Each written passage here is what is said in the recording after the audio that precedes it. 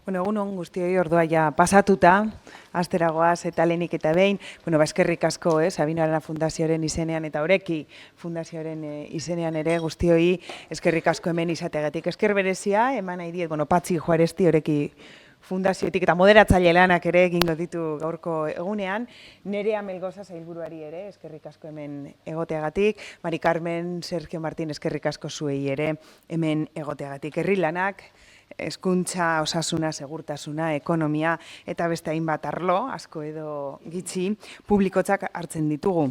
Denon artean, kudeatzekoak, politikoak. Zaintza ordea, batzuetan ez horren beste. Zaintza bakoitzaren kontutzat hartzen dugu neurri handian. Baina zaintza ez bakarrik gure gizartea eta orokorrean mendibalde osoa, zahartzen ari dalako danon kontua da. Gizarte orekatu bat nahi dugu, jendea osatzen dugun pertsona eta talde guztien ongizatea lortu behar dugu. Hau da, zaintzarena, gizartearen, komunitate osoaren kontua izan behar da. Gaurko mentegi honetan, honi buruz arituko gara, nien naiz luzatuko hemen ni baino adituagoak daude gai honetan eta eurek izango dira gaurko izlariak. Hasi baino lehenago, Patxi Juaristiri emango diotitza, Patxi nahi duzunean, eskerrik asko guztioi barriro be eta aurrera. Egunon guztioi eta eskerrik asko etortzeagatik. Gaur egun asko hitz egiten da zaintzari buruz, gogoeta asko egiten da gure bizitza eta osasuna mantentzeko egiten ditugun edo egiten dizkiguten jardueren inguruan. Gainera ikusten duguna da, zaintzari buruz asko hitz egiten da, eta gainera ikusten duguna da gainera, ikuspuntu desberdinak daudela, ikuspuntu desberdinak eta askotan kontrajarriak, hau da, edo sentsazio hori daukagu, edo honekin hasi ginenean guk daukagun sentsazioa da, iritzi argi bat izatea oso zaila dela ikuspuntu kontrajarriak daudelako. Gainera, ikusten duguna da, zaintzaren mundua etengabe aldatzen, ari dela aldatzen, berritzen, ez da erreza, iritzi bat izatea. Ez da erreza, non gauden eta nora goazen jakitea. Hain zuzen ere, Oreki Fundaziotik eta Sabino Arana Fundaziotik, iruditu zaigu garrantzitsua zela gai hauen inguruan gogoeta egitea.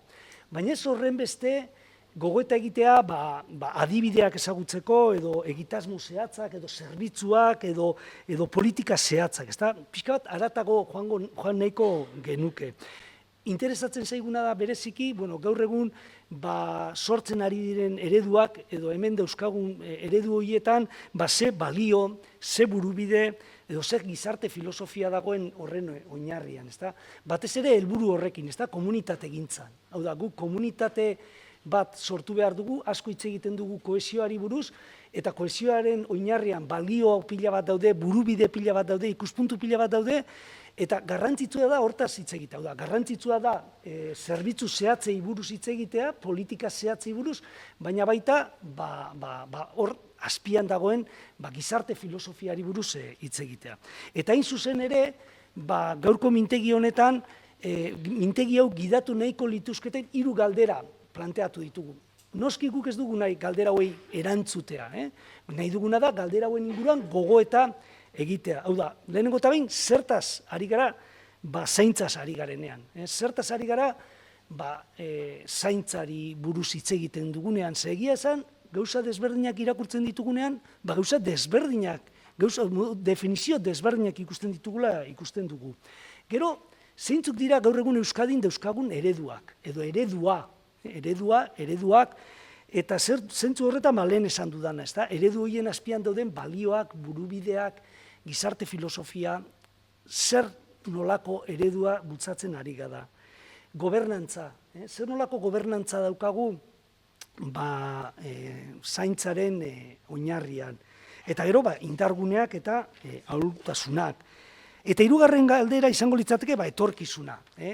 Etorkizuna nolako izango da, edo norantz goaz. Galdera hauek, esan dudan bezala, ez dauzkagu zuzenean erantzun beharrik ere, baina guk botatzen ditugu gogoeta bultzatzeko. Mintegia nola antolatu dugu? Lehenengo eta behin, Nerea Melgoza sailburua gonbidatu dugu, eta bere hitzaldia entzungo dugu. Gero mai inguru bat izango dugu, hemen dauzkagu Mari Carmen Garmendia, Sergio Murillo eta Martin Zúñiga, eta eurekin mai inguru bat egingo dugu ordu betez, atzeden bat izango dugu 11:30 12:00, eta gero baita nahiko genuke, hor ordu eta laurdenean ero, taldeetan elkartu eta horren inguruko gogoetatxo bat egitea. Eta azkenik, lan talde horietan atera diren ondorioak atera nahiko genituzke edo, azaleratu ondorio horiek. Esan dut 3 galdera direla, ez da? 3 galdera, batez ere eredua, zaintzaren definizioa, baina egia esan 4. galdera bat ere badaukagu, eta da aldaketarena.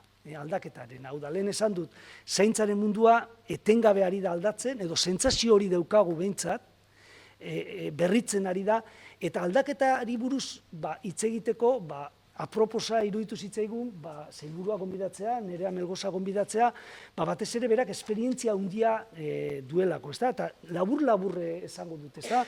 Nerea 2007-tik 2019 zinegotzia izan zen, Gasteizen, eta hor, gizarte politikekin, enplegu eta garapen ekonomiko iraunkorrarekin, eta bizikidetza eta aniztasuna bezalako gaiekin, lan egin zuen. Gero, 2019an, Arabako Foru Aldundian, berdintasun eta giza eskubideen zuzendaria izan zen. Eta gero, 2023tik sailburua da, eta berdintasuna, justizia eta gizarte politiketako sailburua izan zen lehenengo, eta gaur egun ongizate, gazteria eta erronka demografikoko sailburua. Esan dudan bezala, ibilbide luzea dauka, gizarte politikak asko ezagutzen ditu, pertsona aproposa dela pentsatzen dugu, eta hain zuzen ere, galdera hori da, pixkat, eraldaketari buruz zure ikuspuntua ezagutu nahiko genuke. Eskerrik asko. Bueno, egunon guztie, eta hori da, hemen egoten zuekin. Nire falta da, EBB-en egon naizela. Eta niretzako oso garrantzitsua da, bai, Mireian ezagutu nuelako, eta baita ere, gizarte politikak ere beste modu batean eta beste joku batean hori. Eta niretzako oso garrantzitsua da, eskarmentu bat eman dit ere. Jon Gambra dago orain, baina berak ikuko du orain eskarmentua, zeren eta oso garrantzitsua da ere beste atal partetik ikustea. Orduan hori da niretzako oso garrantzitsua baita ere. Guk egin duguna, lehenengo eta behin da ere ikustea. Orduan hori da niretzako oso garrantzitsua baita ere. Guk egin duguna, lehenengo eta behin da ere daude nirekin, eta niretzako oso garrantzitsua da hemen egotea, baita Lide, Ami Libia, pasaden legeldian egon zen sailburu orde bezala, eta bera dauka asko esateko eta egiteko ere gure zaintzaren ereduaren gunean, eta Emilio Sola, aholkulari bezala, baina dakizuen Emilio da historiko bat. Orduan daki asko, honetaz, eta soziosanitarioari begira baita ere. Igone Martínez de Luna ere gure saian dago, eta da ere, eskarmentua dauka, bai, beste erakunde batzuekin harremanak ukitzea, baita ere pertsona bezala. Osak, eskarrik asko gurekin egotea, eta daude hor ere Alfred eta Lesuri, komunikazio jendea oso jatorrak dira, eta langileak baita, eta guretzako fundamentoekin. Orduan hori, ere oso ona da, ezagutzean gurekin dauden pertsonak. Basiko naiz orduan esaten, eta nola di joan asuntoa. Egunon, lehenenik eta ben eskerrak eman edizkio Sabino Aranari, Sabino Aran Fundazioari eta Horeki Fundazioari mintegi honetan parte hartzeko aukera luzatzagatik. Nire hitzaldian, globaletik espezifikora doan ibilbide bat markatuko dut. Markatuko dugu. Gizarte politiketan eraldaketaz hitz egitea planteatu zaidalako. Hala ere eta guztik ados izango gara erreferentziazko esparrua bada ere, zaintzak modu espezifikoan jorratuko ditugula, urrengo mai inguruan esan duzun bezala zuk ere. Eraldaketa, gizarte politika zentzu estrikto batean, 19. mendean sortu zen ekonomiaren moralizazioa. Bezala, Alemaniako sozialpolitik elkartearen eskutik. Hortaz, Sergio Murillorekin hitz egin dut batzutan. Ondoren, Bigarren Mundu Gerraren ostean, mendebaldeko Europan welfare ongizatea anglosajararen paradigma zabaldu zenean, ongizate estatu sortu zen eskubide sozialak aitortu, eta oinarrizko prestazio sozioekonomikoak unibertsal bihurtu ziren. Orain, 21. mendebetean uste dut giza garapen integralaren aldeko apustua egin behar dugula, eta hori erantzun bataia. Zergaitik? Aukera ematen digulako oraingo eta etorkizuneko belaunaldiei protagonista izateko. Eta hor dago koska. etorkizuneko belaunaldia. Ongizatearen premien eta gizarte justiziaren eskakizunen arteko oreka berreraikitzeko. Hau da, lehendakariaren mandatua. Ongizatearen premien eta gizarte justiziaren eskakizunen arteko oreka berreraikitzeko. Hala pentsatzen dut, egungo eredu politiko-sozialaren arrakasta nabarmenak onartuta ere, ongizate estatu horretan desberdintasun material eta bizi desberdintasun zaharrak daude batez ere herrialde garatuen eta azpigaratuen artean. Eta ikusten dugu migrazioaren mugimenduan. Eta argi ikusi daitekenez, materialki aurreratu dauden herrialden barruan ere bidegabekeria larriak hasten hasi dira. Ezinbestekoa da prozesu ekonomikoaren dimentsioa etikoa sustatzea eta arautzea. Gure sailan etikoaren dimentsioa oso garrantzitsua da. Eta horretaz gain ikusiko dugu gero. Horretarako, administrazio publikoen ekimen pribatuaren eta gizarte zibilaren arteko orekan eta erlazioan oinarritatutako politika sozialetik abiatu beharko gara. Eta hor ere, ja hasi naiz esaten aktoreak, administrazio publikoak, ekimen pribatua eta gizarte zibila. Pentsamendu politiko-sozialaren barruan, sintesi humanista berri bat behar da. Etorkizun hobea eraikitzeko, oinarrizko balioak berriro deskubrituta. Sintesi humanistaren hor dago gure basea.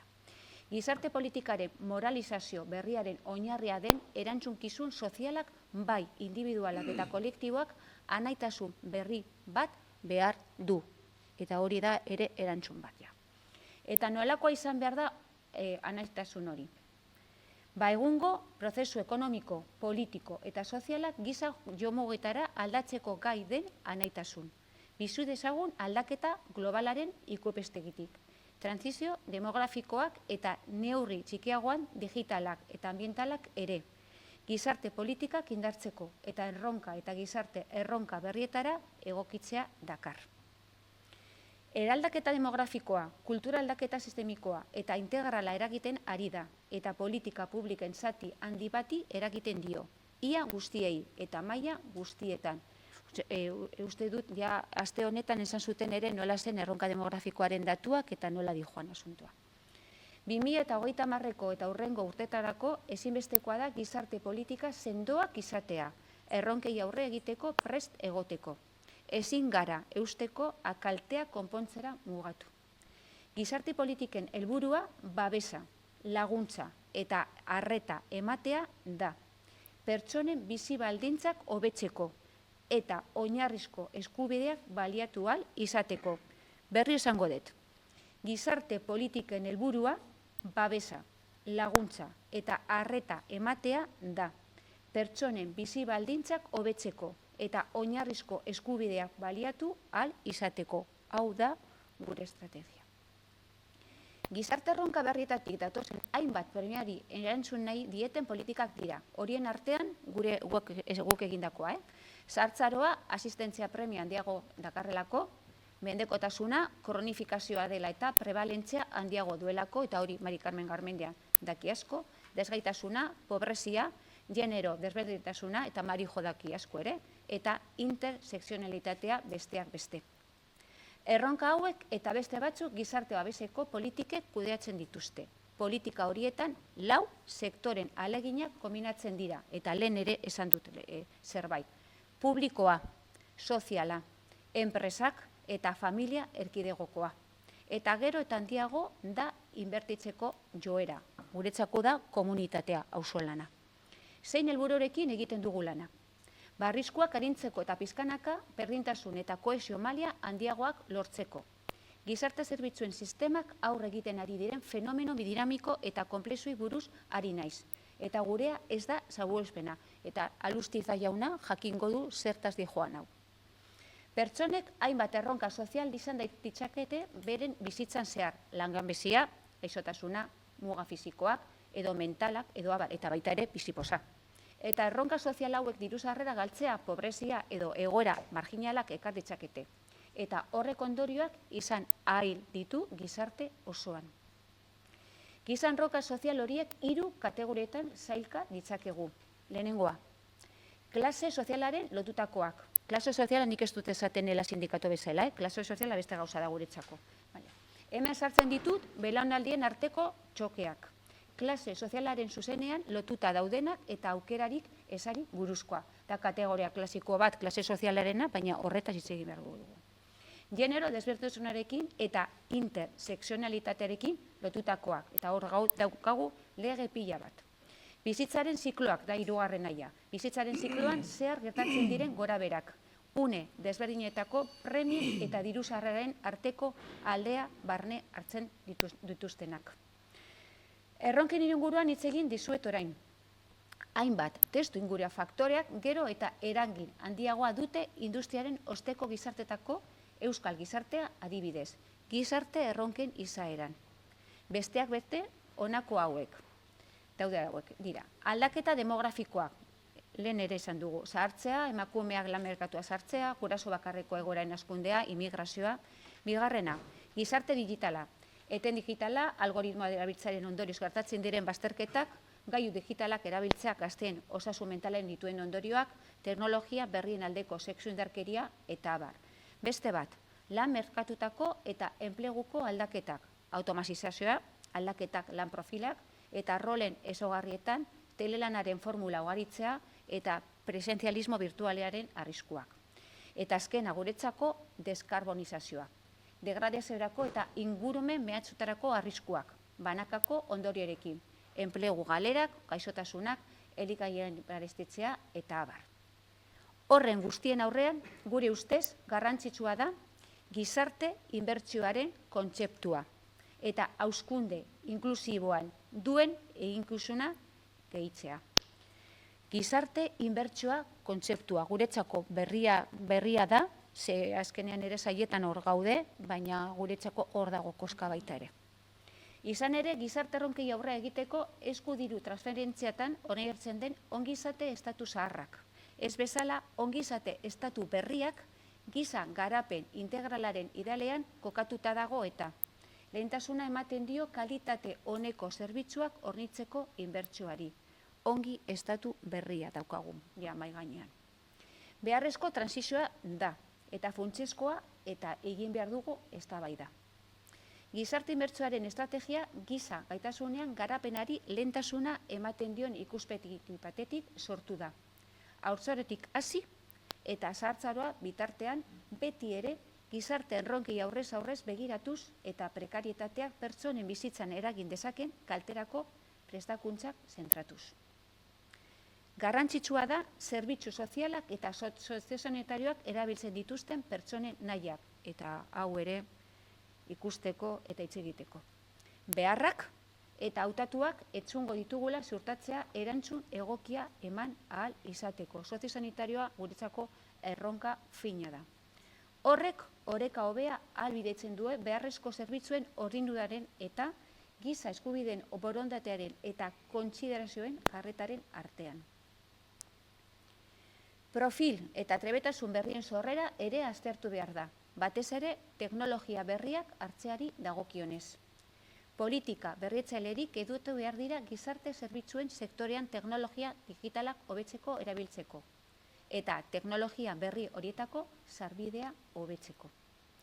Horrez gain, zerbitzu horietako profesionalak eta kolektibo jakin batzuen erabiltzaileak teknologiaren erabilean gaitu behar dira.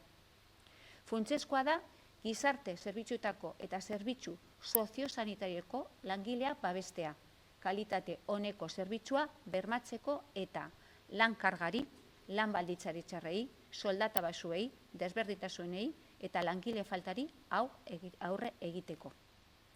Era berean, garrantzitsua da aurrei arreta emateko zerbitzuak izatea, kalitate onekoa, eta eskugarri direnak familia laguntza eman eta pobrezia zikloak hautsi ahal izateko.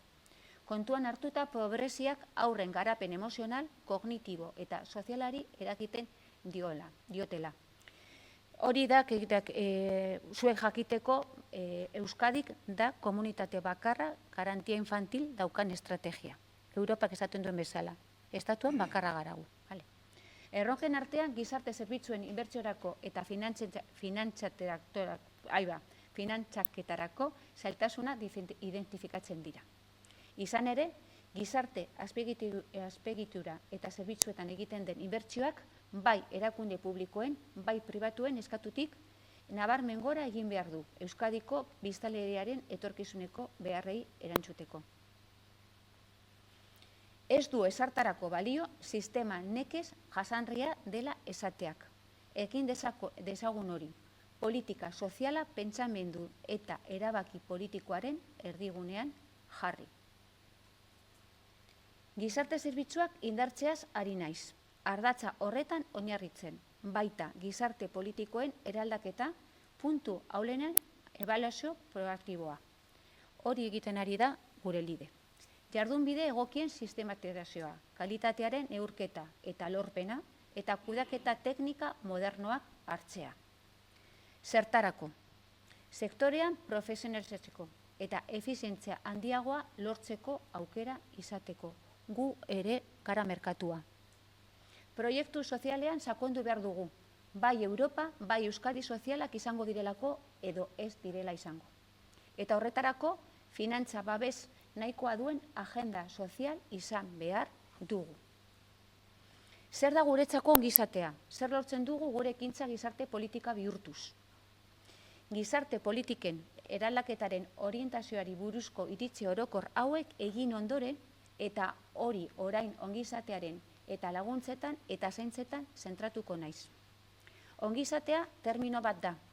Guk giza ongizate global, holistiko eta integralitze gisa aldarrikatzen duguna. Global, holistiko eta integratzaile gisa. Ongizate hori oinarrizko giza premietan oinarrituta eta bizitzari zentzua ematen dioten baliotara bideratuta egon behar da. Hala nola gizarte harreman honetara. Gure 2022ko probeitzari eta gizarte desberdintasunei buruzko inkestaren arabera, ongizate kuota ona dugu Euskadin. Eta mesedez hau grabatu zuen buruan. Euskadiko biztanleari 75,3 erabateko ongizaten edo ongizate ia osoan dago. 75,3. Beste datuak ez egin kaso. Eta 16,9 ongizatean dago. 16,9. Ez EAPN-eren enkuestak, ez FOESA, ez hau edera gure datuak eta hau da Euskadiko datuak.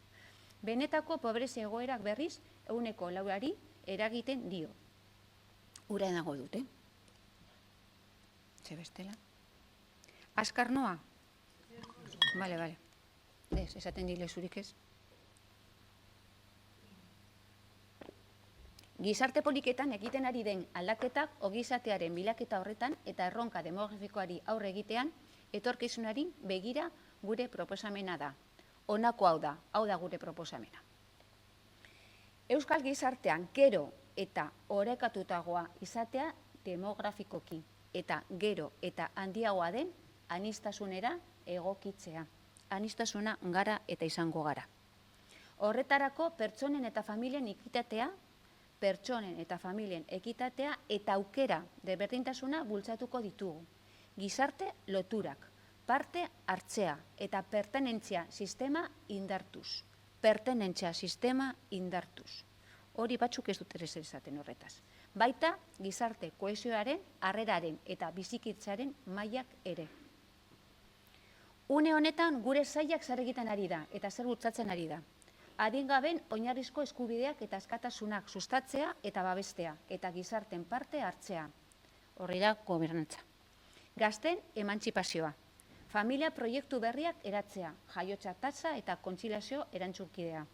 Bizitza betea izateko laguntza eta aukera eredu propioa.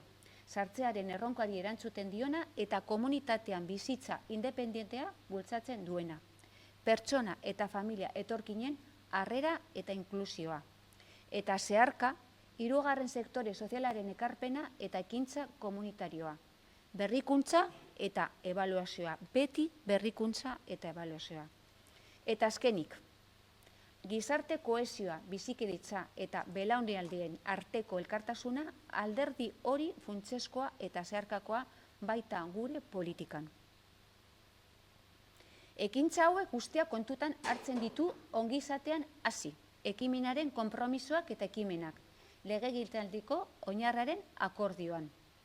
Eta Euskadi berria, etorkizuneko ongizatearen Euskadiren diseinuari buruzko hausnarketa estrategikoari adi egongo da, arekin bat egiteko. Elkarlanean oinarritzen den lidergotik abiatuta, edatzen dugun ekintza, inpaktua, jasangarritasuna eta bikaintasuna bilatzea da gure helburua, Euskadiko egiten dugun gauza. Tankera desberdinetako diagnostiko elementuak ditugu, estadistika organoa espezifikoa eta oso ona. Behatokiak, gizarte zerbitzuen Euskal Informazio Sistema fase aurreratuan eta historia soziosanitarioa. Eta gainera, garatzen ari diren lege ugari onartu dira.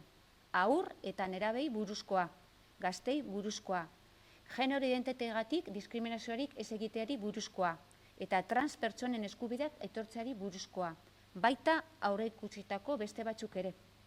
Tratu, berdintasunaren eta diskriminazioarik ezari buruzko Euskadi legea, hor gaude lan egiten, gizarte zerbitzuen lege berri posiblea, kultuleku edo zentroi eta erlijitasun anistasunari buruzko legea, eta prestatzen ari garen arauak. Esaterako, guraso bakarreko familiei estatu espezifikoa aitortzeari buruzko dekretua. Legez aparte, 4 plan ugari ditugu. Familia aurrei eta nerabei laguntzekoak, gizarte zerbitzuen plan estrategikoa, kontxilia sarea, herritasunaren, immigrazioaren eta asiloaren kulturarteko plana, gazte plana, voluntaritzako plana, autismoaren hurrengo euskal plana. Eta planak garrantzitsuak badira estrategiak ez dira atzean geratzen. Haurren eta nerabeen aurkako indarkeriaren aurkako berme integrala, gazteena soziosanitarioa, erronka demografikoarena, familia zaintzailearen laguntzekoa, bizitegi bazterketa larriarena, asko eta beharrezkoa. Legeak, estrategiak, planak aipatu baditut, ezin aipatu gabe gure zerbitzu propioak baditugu.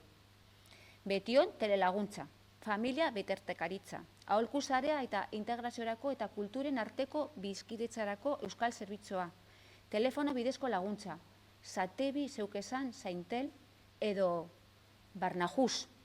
Laste martxean jarriko dena. Hau jarritzen denean martxa, daukazue guztia afari bat ordainduta. Ereduak ere baditugu ala nola, ez ustaian jarriko da. Ez, bizimodu independentearena, iraupen luzeko zainketena, etxeko eta komunitateko arreta lehenesten duena. Euskadiko harrera eredua, hori ereduak ditugu. Beste alde batetik hainbat programa ditugu, gazten emantzipaziorako programa, biraka,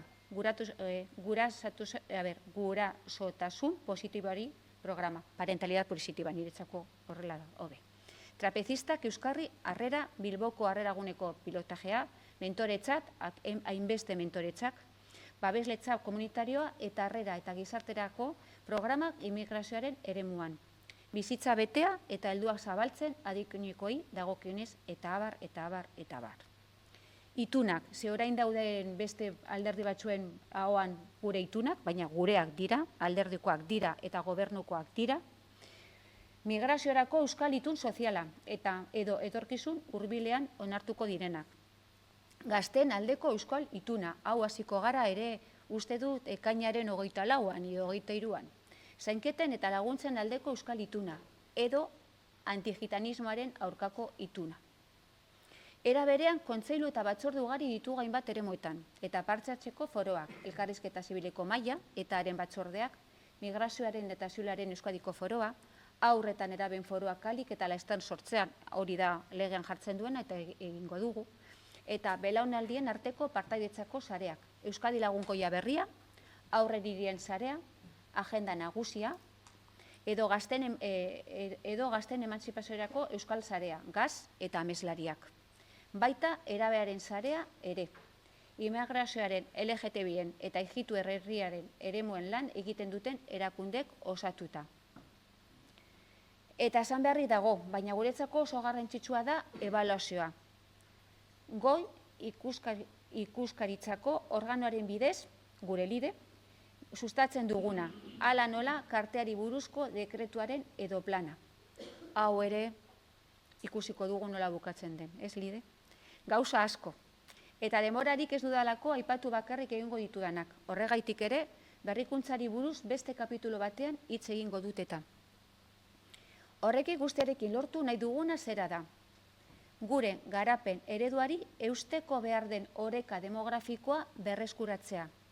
Pertsonen eta familien aukera berdintasuna bultzatzea, beren bizi proiektuak garatzeko eta gizarte loturak parte hartzea eta pertenentzia sentimendua indartzea. Oso garrantzitsua da pertenentzia sentimendua indartzea. Ze hori galtzen ari da sentimendu bezala eta kolaborazio bezala. Barkatu. Eta esango dizuet guretzako frase bat. Jartzen duguna bulegoan. Aberre, ondo esaten badet bere abizena. Minusez, Safifek esaten du. Elkarregandik behar dugunari pertsona behartzuen baldintzak orekatzeko premiari heltzen dio. Pertsonen aukera hobetuko dituen gizarte kontratu bat, beti bizitza erduni esateko aukera izango dutela bermatuko duena. Berizketarik egin gabe. Eta hori ere uste dut da frase para tatuarse. Horretan, alengitzen jarraitu behar dugu. Egungo kontratu sozialaren baliozko apurketak. Desberdintasuna nabarmentzean. Izan ere, horiei aurre eginda, eskuin populismoi eusten dioten idei aurre egiteko aukera izango dugulako. Hitz egin eta hitz egin behar dugu honetaz. Emakumeen, aurren eta nerabeen gazteen edo adinekoen kontratuko sozialareko lotura, soziala, instituzionala eta politikoa izan behar da. Gure kontratu berria izan behar da soziala, instituzionala eta politikoa. Espazio publikoan duten presentzia eta politika diseinuen duten parte hartzea areagotu egin behar da, eskatzen duten bezala. Ez dugu beldurrik izan behar, eztabaida egon behar da. Hildo horretan, funtsezkoa da elkarrizketarako eta proposamenak egiteko espazioak indartzea. Gizarte politikoen eraldaketa horretan erronka demografikoaren kudaketa proaktibo eta integrala finkatu behar dugu. Transizio politikak eta trakzio proiektuak aplikatu behar ditugu honetarako. Zainketen edo laguntzen sistema publikoa eta bizi ibilbideko politikak teknologiko digitalera egokitzeko. Eta zeharkako ikuspegi integralarekin, genorarekin eta intersekzionalarekin egin beharra dago. Inor atzean utzi gabe. Emakumeen generoaren ikuspegia funtsezkoa baita gure herrian ongizate eredu berriaren jasangarritasun ziurtatzeko. Eta zein da gure beste egin behar bat? Ekintza komunitarioa bultzatzea jarraitzean. Ekintza hori gure gizartearen eta euskal kulturaren nortasun ikur bat da, eta funtsezkoa da gizakiaren harreman eta komunitate dimentsioagatik. Eta jakina, elkartasuna eta erantzunkidetasuna edo belaunaldien arteko justizia beharrezkoa dira. Belaunaldien arteko elkartasuna eta lurralde kohesioa funtsezko osagaiak direlako, garapen jasangarritako helburuetan eta oreka demografikoan. Horregaitik eta modu transversalean, politiken belaunaldien arteko ikuspegia edatzen ari gara, Euskal Unibertsitateekin eta adin guztietarako politika diseinatzen dituzten aditu taldekin lankidetzan. Eta belaunaldien arteko izaera ematen diogu aldez aurretik esklusiboki adinekoentzat finkatutako proiektuei. Hala nola, Euskadi lagunkoia berria eta agenda nagusi edo nagusi agenda ekimenei. Garatu beharreko politiken interkonexioa bultzatzen dugu, bizi zikloari lotuta daudenak. Pertsonei eta familia zikloi osoan zehar etenik gabe lagun egiteko. Haur, nerabe, gazte eta familiei buruzko zeharkako politika bultzatzen ditugu. Etapa bakoitzarako zerbitzu espezifikoen garapena barne, eta horrek berekin oinartutako legeak edatzen dakar.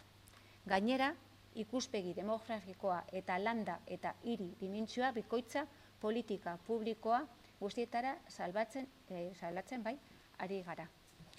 Printzipioak, zintzu dira gure printzipioak. Ongizatera bideratutako gizarte politiken eraldaketa printzipietan oinarritu behar da. Hau dira eta guk proposatzen dituguna.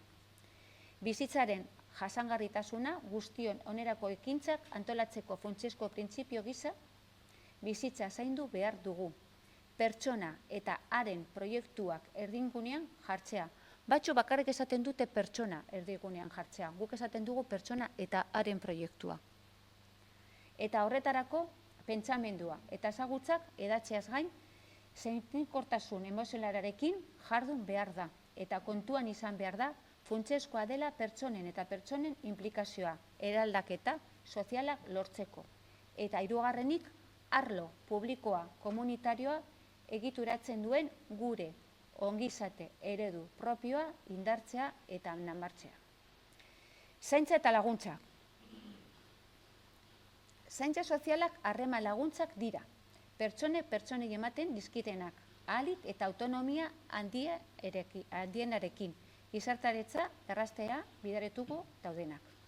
Inklusio horrek alden guztietan kontua hartu behar ditugu enplegua eta ikaskuntza bakoitzaren gaitasuna garatzeko bide moduan. Laguntzen kontzeptua gaurkotasun handikoa, zeinketena baino zabalagoa da. Guk ez dugu hitz egiten zaintzaren asunta bakarrik, guretzako laguntza edo apoio hitza sartzen dugu. Bai politikoki beste bera erabatean ikusten da eta ere desgaitasunaren respetuaz dago ere esartuta. Laguntzak ditugu prestazioa teknikoak, harremanetakoak, informazioa, orientazioa, bitartekaritza, etxeko arreta eta arreta pertsonala, hezkuntzakoak, eskuhartze psikosozialekoak, estimulaziokoak eta errehabilitazioak besteak beste. Gizarte zerbitzuen euskal sistemaren zorroko zerbitzuetan denak daude artikulatuak. Laguntza horiek jasotzen dituztenentzat dimentsio instrumentala eta afektiboa, hau da, emozionala dute. Eta zerbitzu horiek ematen dituztenentzako dimentsio materiala, lana, ekonomikoa, kostua eta psikologikoa lotura afektiboa. Zaintzak eta laguntza politikoen erdigunean konkatzen ditugu. Gero eta arduratsuagoa den gizarte antolamendu batean aurre egiteko eta kontzientziatik erantzukidetasunareko transizioa gauzatzeko. Eta hemen berriz ere politika sozialak errepikatu nahi ditut. Eraldatzeari begira gaudela, genero ikuspegia eta ikuspegi intersozionala izan behar dute.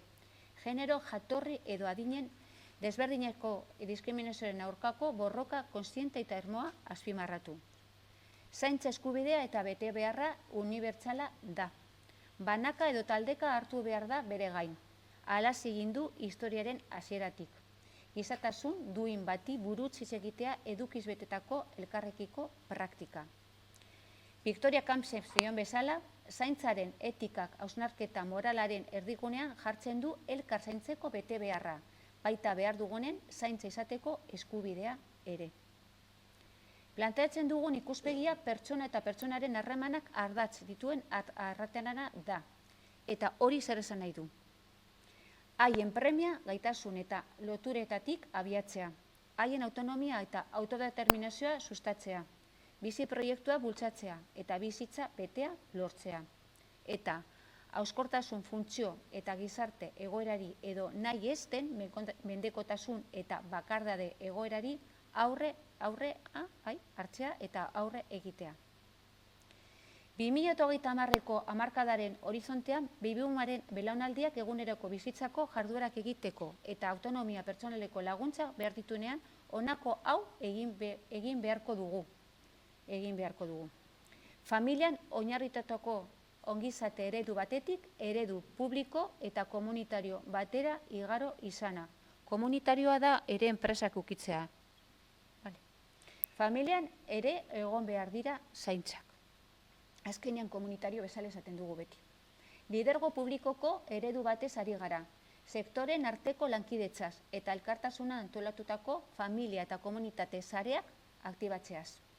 Horretarako, zaintza instituzionala indartu behar da. Familia zaintzalearen zaintza ere, autozaintza eta atsedenerako formulak barne. Eta zaintza instituzionalarekin erantzukidea eta egitura den familia zaintzarako baldintzak sustatu behar dira. Batez beste, auzolana eta Arabako jende esaten dugu bezala, bereda egin behar da. Badakigu familiako bat zaintzen duten pertsona kopurua pizkanaka jaisten ari dela. 2010etik gizarte premiei buruzko inkestaren GPI eta osasunari buruzko Euskal Inkestaren EAOI arabera eta zaintzan emandako denborak ere behera egin duela azken urtetan. Baina ez emakumean, baizik eta gizonetan. Beharrezkoa da, hortaz arreta piramideri buelta ematea eta gizarte zerbitzuen euskal sistemaren eta gizarte babesako euskal sistemaren beste eremu batzuen arteko interakzio indartzea. Enplegua, diru sarreraren bermea eta inklusioa, osasuna, etxe bizitza, transizio soziodemografikoa erantzuteko. Beharrezkoa da bibimun belauneraren errelebo zikloa kudatzea, haren ahalmena aprobetxatzeko, haren autonomia sustatzeko eta zaintza politika eta sistemetan izango duen eragina aurrekusteko. Gure sistematik autonomia eta gizarteretza sustatzeko orduan helburu estrategikoa prebentzioa eta arreta komunitatean sustatzea da. Lehen mailako udalekoa eta bigarren mailako forala egin behar dute ere bere lana eta gu haiekin. Mendekotasuna duten pertsona gain, desgaitasuna duten pertsonez ari gara. Eta bizitza batea sustatzeaz ari gara beti sartze aktibo arago. Helburu hori koherentea eta politika da. Hori da guretzako da politika komunitarioa. Hori da politika komunitarioa egiteko dugun modu hoberena. Eta sartzen diren pertsonek azterlan askotan adierazten den iritziarekin. Jendea nahi du bere etxean sartzea. Horrek berekin laguntzen osogarritasuna eta bizitza osoko zeinketen ikuspegia dakar. Baita zaintzaren pertsonalizatzean, gizarte laguntzako sareak indartzean eta koordinazio soziosanitarioan oinarritutako sistema berritzaile bat barnea hartzean. Eta ezin dezakegu aipatu gabe euki, telelaguntza.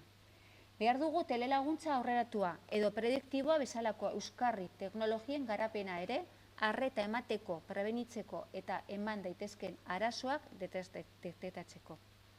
Arlo honetan nabarmendu nahi dugu gure betion telelaguntza zerbitzu publikoa.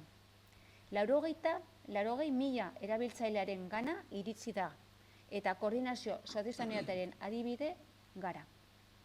Komunitatean aterpe hartzeko modure berria bultzatu ditugu, laguntza eta bizikidetzarekin, cohousing, belaunen arteko bitxe bizitzak, proiektu publikoen bidez eta gizarte ekimeneko proiektua babestuz. Hiri eta landa iguronean, harremanak sustatzen dituztenak eta nahi ez den bakardadeari aurre egiten diotenak. Beste zerbitzu batzuekin kombinatuz, etxeko laguntza, eguneko zerbitzuak eta zentroak laguntza. Baliabide mota horietan arretan intensitaten aurrera egin beharra dugu, egoitza zentroa batera sartzeko beharra ateratzeko. Hori Matiak izango dizugu zenbat eredua daukate. Gainera, desgaitasun duten pertsonentzako eta osasun mentaleko arazoak dituzte pertsonentzako bizimodu independentearen eredu oinarritutako ostatu formula bultzatzen ditugu eta horretan hirugarren sektore sozialarekin ari gara laguntzen. Gaian sakonduz, haientzako egoitza zentroek beren bizikidetza unitateen tamaina murrizten joan ari gara. Eta etxe baten itxura handiago eta esan beharko dugu. Unitate hori buruz hitz egitea ez da hitz egiteko termino aldaketa hutsa. Are gehiago, hobekuntza nabaria dakar arkitekturan eta batez ere pertsonen bizipen egoeran. Beste salto bat emango dut, oraingo honetan zaintzaileaz hitz egiteko. Bereziki aipatu nahi ditut zaintzaileak. Eta argi utzi nahi dut emakume zaintzaileek lan baldintzak duina izan behar dituztela. Baldintza ez profesionalak barne. Egiturazko diskriminazioaz gain, bikoteak zaintzen dituzten adineko emakumeen bizitzak 300 eta 75 egun, 24 ordu eredu tradizionalen arabera. Osa, un 7-Eleven da hau. Edo langileen etorkinon bizitzak, bereziki interinak. Desberdintasun ardatz desberdinen zeharkatzen dituzte eta beraz bereziki kalte berak dira. Horren aurrean, gure zaintza eta laguntza ereduak aurrean egiten du, lanaren nazioarteko erakundean. Boserre ereduarekin bat eginda, zaintzen duenari ahotsa emanez. Zaintzailako estatu bat egiten ari gara, ez profesionalentzat eta profesionalentzat. Eta hori Eusko Jaurlaritzaren programaren konpromisoa da lege honetarako. Familiako zaintzale laguntzeko estrategia soziosanitarioan edatzen ari gara. Dakigu, Murillo jauna Bizkaian daukazuela zerbait, baina hor gaude gu ere hobetzen. Eta 3 oinarri akordioa ditugu. Zainketen eta laguntzeko aldeko euskal ituna bat egingo dugu. Aurreko akordioetan parte hartu duten gainerako erakunde eta gizarte eragilekin batera. Eta ere, hemen geldituko naiz pizkatxo bat ere eskarrak emoteko, bai Foru Aldundiak, bai Murillo, Alustiza, Ibarretxe jaunari, bai beste erakunde batzuei, hor dago ere lan izugarria horratzean. Laguntzak eta zaintzak emateari dagozkione funtsezkoa da gizarte zerbitzuetarako profesionalen prestakuntza eta kualifikazioa sustatzea. Eusko Jaurlaritzako hezkuntza sailarekin batera lan egiten dugu, modu proaktiboan eta produktiboan baita. Milaka pertsona zainketen eremuan lan egiteko behar den prestakuntza eta ziurtagiri profesionala lor dezaten. Etorkizuneko premien aurreikuspena betez eta aurrea hartuz. Behar dugu prestakuntza bat eta formazioen profesionala prestakuntza izan behar da. Eta hor ere Matiaren kezka izan da, ez dakizen bat aldiz. Hor gaude. Funtsezkoa da sakonki aritzea gizartearen sartzearekin eta horri lotutako berrekin lotutako gaiak. Eta helburu horrekin, proiektu propio bat aipatu nahi dizuet. Garrantzitsuat jotzen dudana, biziaria. Sartzeari eta zainketei buruzko luzetarako azterlana. Euskadi bizi den 70 urteko eta gehiagoko biztanleriaren jarripena oinarrituta. Zahartze onaren prozesu aztertzen ditu eta hurrengo hamarkadako aldaketa demografikoak eta sozialak integratzen du helburu. Orain gizarte politiketan berrikuntzan duen garrantziak azpimarratu nahi dut. Ikerkuntza, gehi garapena, gehi berrikuntzarako gure agenda sustatzen ari gara. Eta horretarako ezinbestekoa da 5. bat gehitzen dien 4 sektoreari. Unibertsitateak eta beste ezagutza zentro batzuk, eta enpresa baita ere.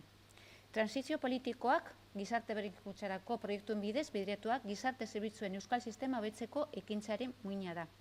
Horren ondorioz, gure berrikuntza sozialaren euskal ekosistema bultzatzen ari gara, eta zaintza edo laguntza soziosanitarioen tokiko ekosistemetan komunitatean hori guztia osasun sailarekin eta Foru Aldundiarekin batera.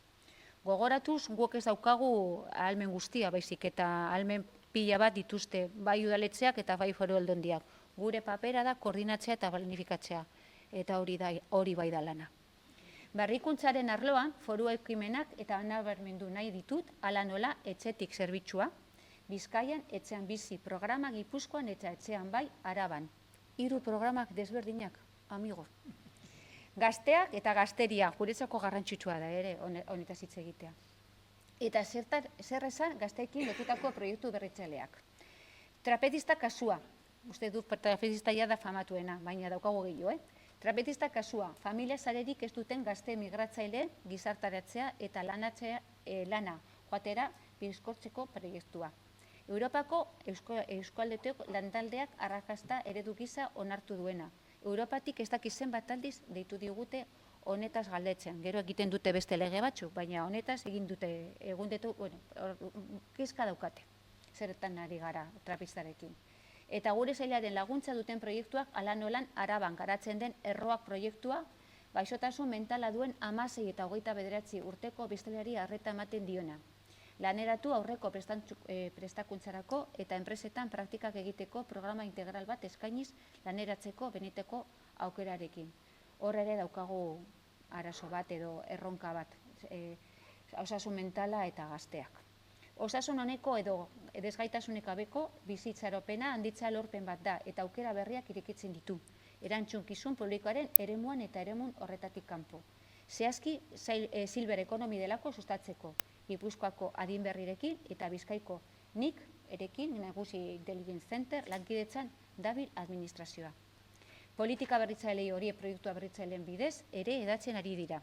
Proiektu horietan aktiboki partzen hartzen dugu eta nazioarteko estrategia baten gaude ohituta. Euskadiko ordez joaten gara, bai nazio batuekin eta Europa Batzordearekin. Hor daukagu beste bat, da sare lana daukaguna, eta zainketako aldeko aldientzia globala, eta Europan Social Network gizarte zerbitzuen erenduko erakunden Europako sarea. Hor daukagu ere beste programa bat dela Nesker, bizitza luzera silber ekonomi barne, Transisblab landa igurunean hausnarta dagoen prebentzioa, funtzionala eta soziala, eta Korale, bakardadearen ere gaiak.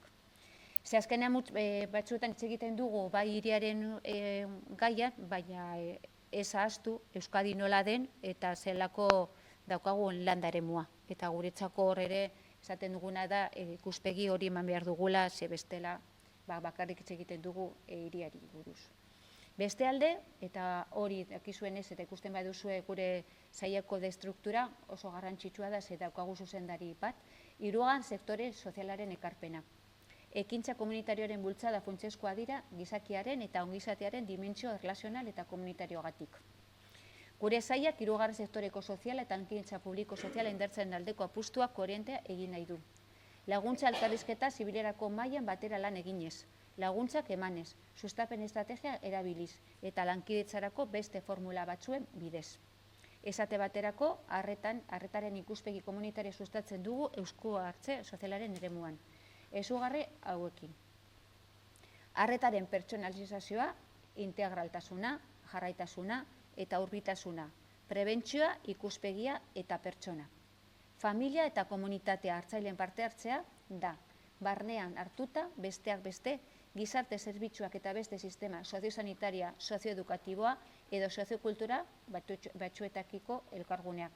Nik beti izaten dut gure, ez dakit nola esan, baina gu gara beti los bisagras, Eusko Jaurlaritzan daukagu beti soziosanitario, sozioedukatibo eta soziokultural, baina batzuetan ez dira konturatzen sozio hori dela ere saia, ez da bakarrik abizen bat. Gure tradizio komunitario auzolana utzi eta suspertu nahi dugu, bai eta gure gizarte neurrenaren aberastasunari ere. Eta horretarako, elkarri laguntzeko, elkartasun antolatuta sustatzeko familia eta auzo sarea bultzatzen ditugu. Gure eredu publiko komunitarioa nabarmenduz.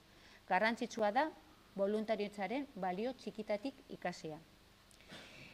Helburua aurren garapenaren pertsonala eta gizarteretzea lortzea da. Haien ikaskuntza eta balio pertsonala eta sozialak eskuratzea sustatzen duen ingurune egokia albeidetuz. Dakizue, pasaden astean egon zen hemen Tonutzi, eta hori da ere pertsona famatu bat, baina guk ere hor daukagun eredu potentea. Honek egiten duena da, Bambini Ciudad de los Niños edo Bambini Ciutate edo zakiz zer, eta hor gaude ere gure daukagu sare batzuk udaletxeko batzuekin, eta hor gaude ere formakuntza emoten. Eta ekintza voluntarioaren eta hasiera baten voluntario bezala hartzen ez diren parte hartzeko beste modu batzuen arteko loturak indartzea. Gizarte mugimenduen kasuan partaidetza adierazpen berriak, fisikoak zein online. Esparru bat horretan BH Herria proiektua aipatu nahi dut. Beikatasun Novagop saria jaso du. Herritarrek erabakiak hartzeko prozesuetan parte har dezaten sustatzeagatik. Uste du guztiak ezagutzen dugu BH Herria.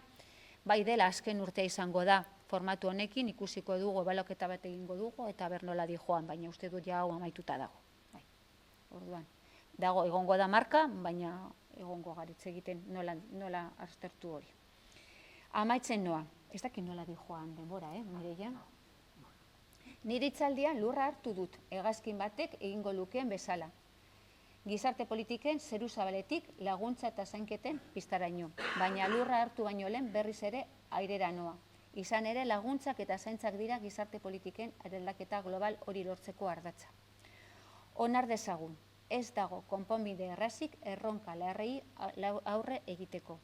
Horregaitik, erantzuna bilatzeko eta artikulatzeko lankidetzatik abiatu beharra dugu. Horretarako erantzunak eta helburuak lortzera bideratutako gomendioak eta jarduketak aztertu eta ezarri behar dira.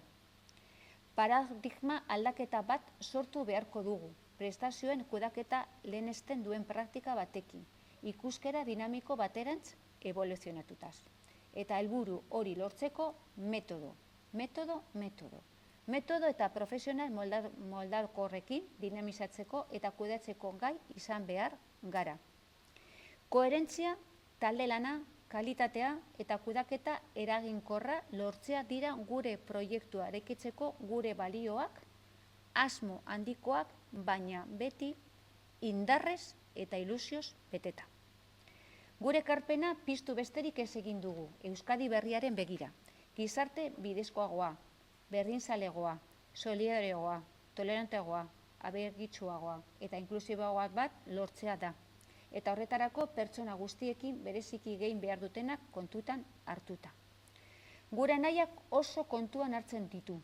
Ongizate emozionala, harreman moduak, bestengana hurbiltzeko modua, atxikimenduak eta lotura sortzeko modua, etorkizun partekatuari begirako hurbiltasuna, inplikazioa eta ilusio kolektiboa, eta adimen emozional pertsonala eta adimen soziala garatzen ditu interakzio prozesuak. Hemen, hasiko naiz ja eta bukatu, hasi naiz zerriarekin. Gure lanean politika sozial berri batekin lerrokatzen gara. Giza garapen integral baten idealeren oinarrituta, eta honako hauek dira gure oinarriak. Giza garapen iraunkorra, ez soilik garapen materiala, hauskunde ekonomikoaren eta birbanaketaren ekintzaren arteko loturarekin. Komunitatearen eginkizun nagusia, ez pertsonaren bakarrik. Erantzunkizunetan oinarritutako gizarte babesak, ez soilik eskubidetan, eta zeharkako jarrera etiko euskal gizarte osatzen duten pertsona guztientzat. Gizarte politika berri honek aurreko ongizate estatua eraldatzen laguntzen du, eta gizakiaren garapen osoa ahalbidetzen du, maila individualean eta kolektiboan, maila materialaren eta espiritualean. Gizarte politika berri bat, etorkizunari begira. Pradales lehendakariak aipatzen duen bezala, Euskadi berria ongizate hasiz, ekimen dion bezala, zerbitzu publikoak indartzeari lehentasuna emanez, inbertsioak etorkizuneko eraldaketan txertatuz eta komunitatearen zentsua indartuz. Eskerrik asko.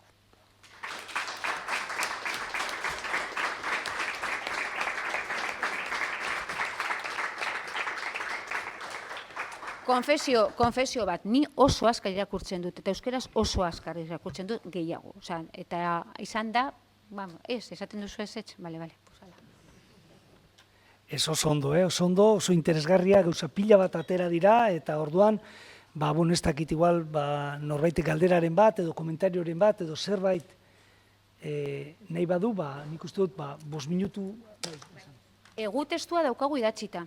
Osea, pasatuko maigeiari esan diot, bai gazteleraz eta bai euskeraz. Eta guretzako, testua landu ditu gure Emilio, gure Igonek, Lezu,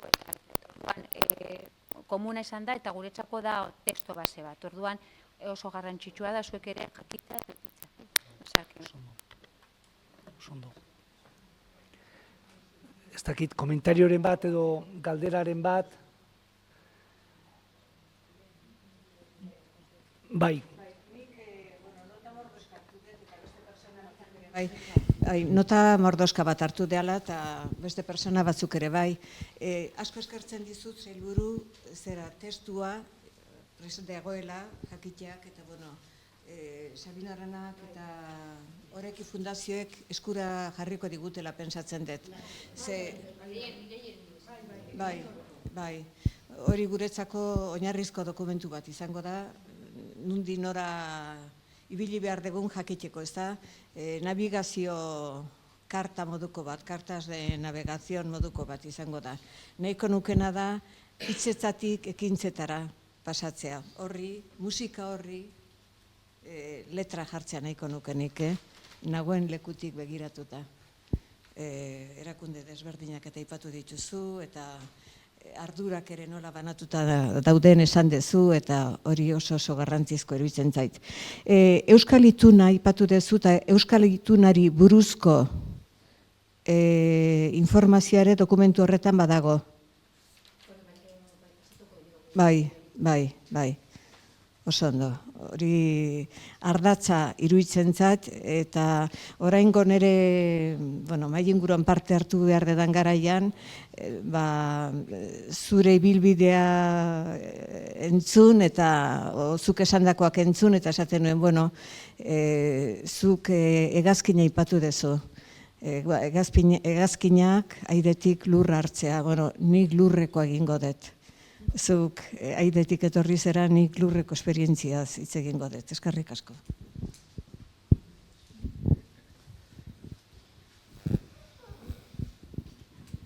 Ni pixkat gogoarekin gelditu naiz. Ez da gauza asko gelditu dira, minutu bat bakarrik, baina da, asko interesante iruditu zait kontzeptua sintesi humanista.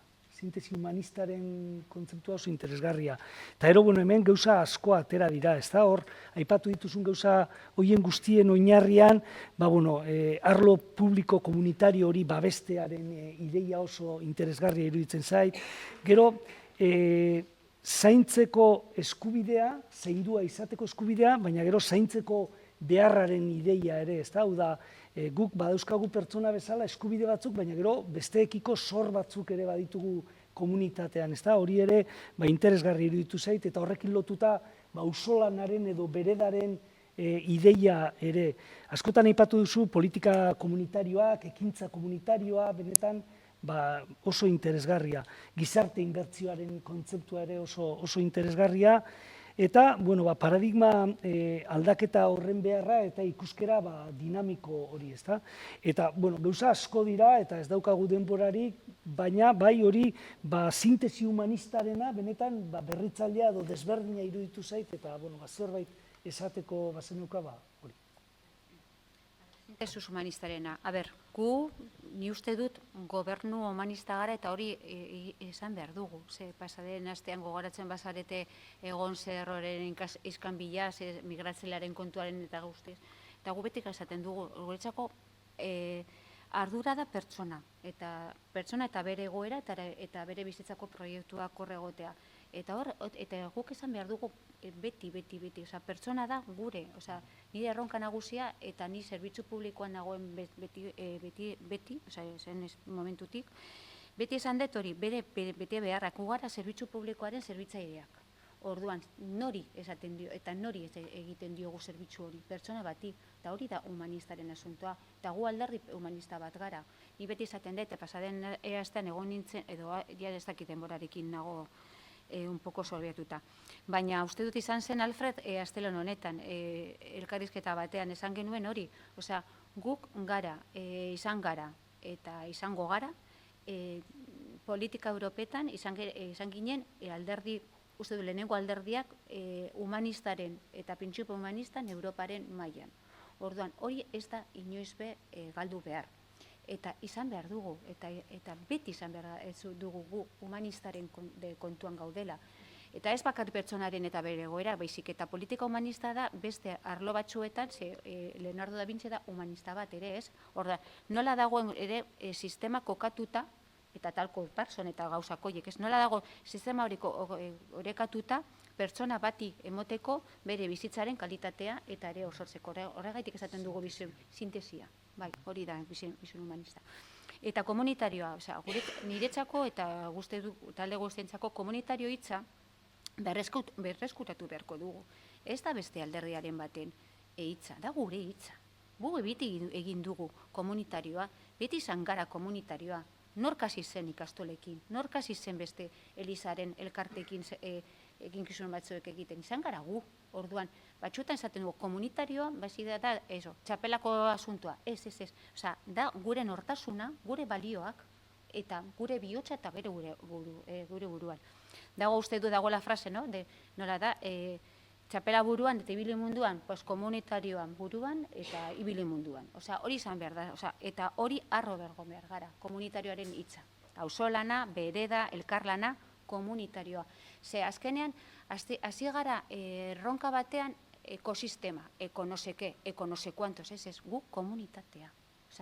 Ya hablaremos del ekosistema, ya ikusiko dugu ekonoseke, baina eko hori, azkenean, bakarri dira zarata, gu gara komunitarioak. Punto. bueno, igual semela. Oso ondo, eskerrik asko. Ez badago besterik, igual pasatuko gara mai ingurura, ondo? Bueno, eskerrik asko. Zuri eskerrik asko. Non eseriko nahi?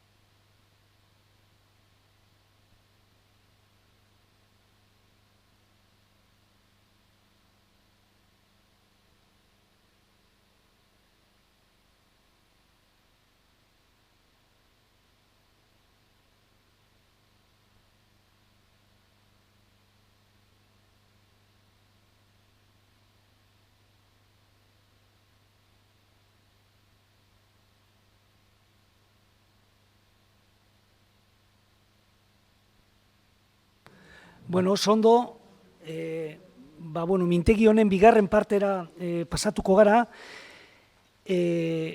Gauza pila bat kontatu ditu sailburuak hasieran, eta, ziur, era batera edo bestera, mai inguru honetan ere agertuko dira. Eta nik berriro, mintegi honen ardatzak diren hiru galderak gogoratu nahiko nituzke, ezta? Zertaz ari gara, zaintzaz ari garenean, ze berezitasun dauka edo ze eredu mota sortzen ari gara zaintzen inguruan Euskadin momentu honetan, eta gero etorkizuna. Sailburuak lehen eraldaketari buruz hitz egin du, eraldaketa, baina tartean beste pila bat gauza ere sartu dira, ezta? Baina hiru galdera horiek oinarri hartuta, interesantea iruditu zaigu perfil desberdineko edo jatorri edo oinarri desberdineko pertsonak ekartea. Alde batetik Mari Carmen Garmendia daukagu, kurrikulum luzea daukat dena hoixe, eta orduan dena ez dut kontatuko, baina esango dut gaurko honekin lotzen duena, esango duena da bera Matia Fundazioko presidentea dela, eta Matia Fundazioa irabazi asmorik gabeko fundazioa dela, 130 urte daramatzala, 140. Asko da, nik irakurri nuenean asko iruditu zitzaidan, ezta? Laudioko batek irakurri nuen, era askotako zaintza zerbitzuak eskaintzen dituen erakundea zarete, eta iruditu zaigu interesgarria maio inguru honetan horrelako fundazio baten ikuspuntua ekartzea. Beste alderdi batetik Martin Zúñiga daukagu, bera Deustuko Unibertsitateko irakaslea eta ikertzailea da, eta gizarte zerbitzuen, zainketen eta zahartzaroaren inguruan, aspaldi honetan hainbat ikerketetan parte hartu duzu, berrikuntza gaien inguruan, eta beste perfil bat, unibertsitateko ikuspuntua, eta iruditu zaigu interesgarria ekartzeko. Eta gero, Sergio. Sergiok ere, paper edo rol desberdinak betetzen ditu eta guretzako oso aproposa mai inguru honetarako, ezta?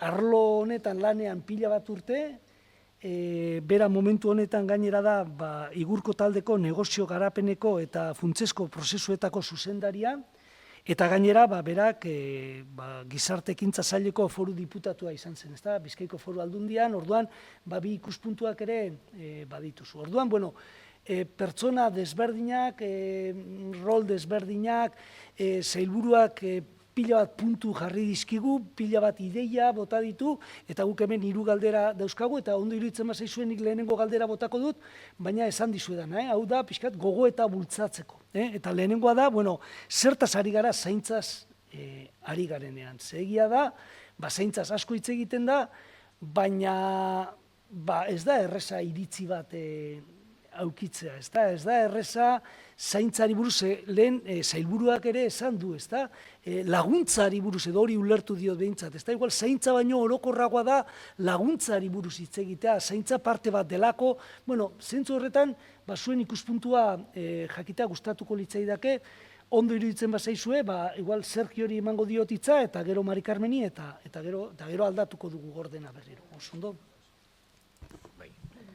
Lehenengo eta bat, Oreki Fundazioko eta Sabino Arana Fundazioko ordezkariei eskerrik asko, herri ordezkariei, lagun hori guztioi eskerrik asko benetan. Eta eskerraz emanez hasi behar dut nire hitzartzea, badakielako mintegi hau antolatu dabenak, gonbitea jasone banean pentsatu arazi eustiela. Ekimen publikoetan parte hartzeko, momentu honetan, nahiago neukelako ez parte hartzea, ez orain dipeintzat. Ibilbide hori egin izan dodalako, eta behar bada, komeni idalako batzuetan egoten jakitea eta ez egoten ere jakitea. Baina, zorretan nago, eta orduan hasiko naz ja, zaintzak zer diran, horrantza joaz, sarrera hau erabiliko dut. Baina zorretan nago, eta zorretan nago fundazio bietako, bien atzean dagozan pertsona eta erakundeekin. Profesional legez, nire ustez ez dalako azten bakarri nire gurasoek ni sortu ninduenetik, baizik eta nia eraiki egiten da besteekin, bestek emondako aukerekin, eta baita be egindako laguntzekin, edo bestela emondako utxuneekin, edo itxitako utxuneekin, norberak bete da izan emondako utxuneekin. Eta horregatik, jasone banean gonbidapena, Oreki Fundazioko pertsona batzuen ondorioa ere banazenez, Oreki Fundazioaren atzean dagozan edo egon diran, pertsona batzuen ondorioa nazenez, eta Euskal Alderdi Jeltzaleak emondako aukeren ondorioa ere banazenez, pentsatu neban behar bada, onartu egin behar nebala gonbidapena eta parte hartu egin behar nebala, eta horrelase adierazin dutzen patxiri berari. Eta honek sarrera emoten daben arren, eta itxaurrea, nire ustez muinera joten dau. Zer diran zaintzak, muin horretara joten dau. Segutako bakoitza beste pertsona askoren ekarpenen ondorioa da. Ez gaituzte sortu, nire gurasoek sortu ninduten ni, baina aukerak eman dizkigute, askatasuna eman digute, elikatu egin gaituzte, modu material eta intelektualean, eta horien sorkuntzaren parte ere sentitzen naiz ni behintzat. Buztinezko ontziak egiten dauzan ontziak, ez dau guztina sortu, baina ontziaren izanean ere zerezana dauka. Hori da, haiek, batzuek jakin gabe, beste batzuek esateko aukera izan dut, beste batzuek ez daude bertan, eta esan alizateko aukerarik ez daukat honezkero, baina denekin lotura bat daukat, edo ligatio bat daukat. Naizenarekin, pentsatzen dudanarekin, egiten dudan berba edo hizkuntzarekin, ontzigile hau bezala. Batzuek espazioa, aukerak eman da, eta beste batzuek forma, eskua eman da, egin naute edo egin nauteni ere. Haien askatasunetik egin zuten hori, ekarpen hori niganareko, eta nik askatasunez eta errespetatu egin nuen eta hartu egin nuen. Eta horra begiratzen dut nik zaintzen muinaz pentsatu arazten deuzko esan galderak egiten deuzko esanean, edo egiten dutxada esanean nire buruari. Lotura horiek, doakoak, benetakoak, askatasunetik onartuak eta askatasunetik jasoak, dira giza arte gizarte bat eraikitzen dabenak. Eta orduan, bai pertsona gara, baina pertsona gara gizarte baten. Eta sozializazio prozesu hori loturak dira, egia da, eta Martinek bere aipamen egingo dutzat, bere 2008 urtean egindako publikazio batzuetan esaten du, beharrezko elementua dira espazio, komunitate bat egoteko, zaintza batzuk gertatzeko, espazio eman komun bat eta momentu komun bat gertatu behar da. Baina hori ez da nahikoa, zaintza edo komunitatea gertatu daiten. Beraz, ligati horri, lotura horiei egin behar diegu lehenengo begirada, zaintzen muinari begiratu nahi badutzago. Ligatio, obligatio baino lehenago. Hau da, eskubideak edo bete beharra baino lehenago, lotura dago. Pertsona gara gizartean, eta bestela ez gara. Gizarte baten, komunitate baten, giza arte baten, pertsonen arte baten. Zuzenbide erromatarretik dator obligatio hori, eta hortxe erro horretan dago ligatio hori, lotura hori. Beraz, zaintzez ari garenean, pertsonen arteko loturez ari gara, eta sailburuak ondo esan dau. Eta bera, batzutan, kudeaketa publikoan edo pribatuan, dala irabaziasmo bakoa edo irabaziasmo duna, tresnek denpora asko hartzen digute.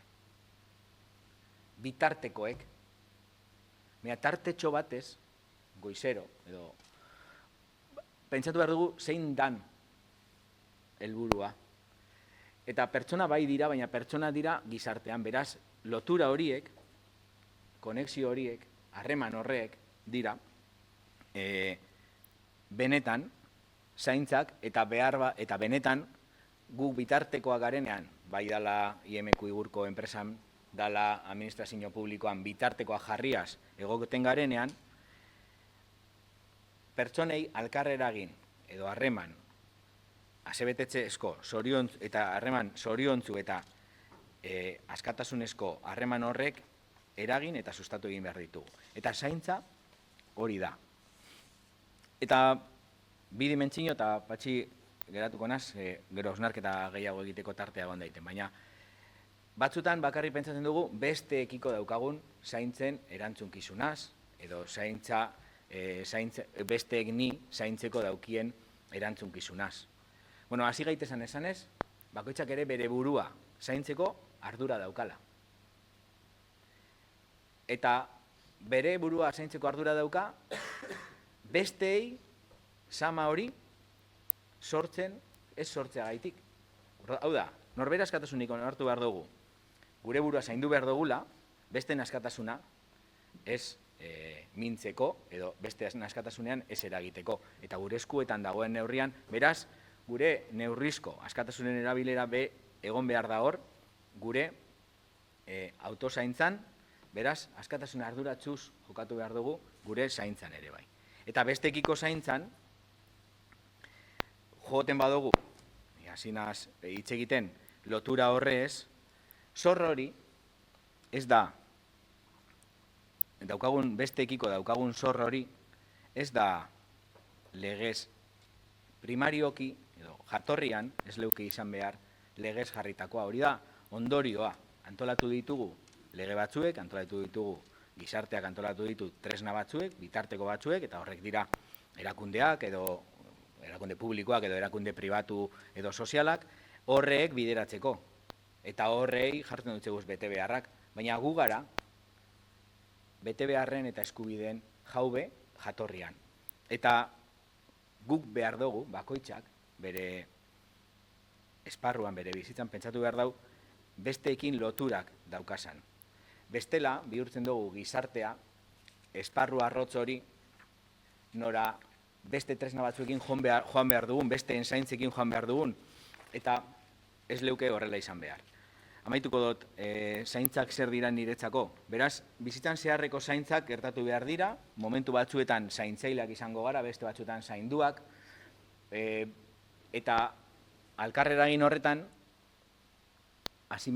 rolen asimetria gertatuko da. Bat zaindua izango da eta bestea zaintzailea. Baina simetria moraletik egindako harremana izan behar da.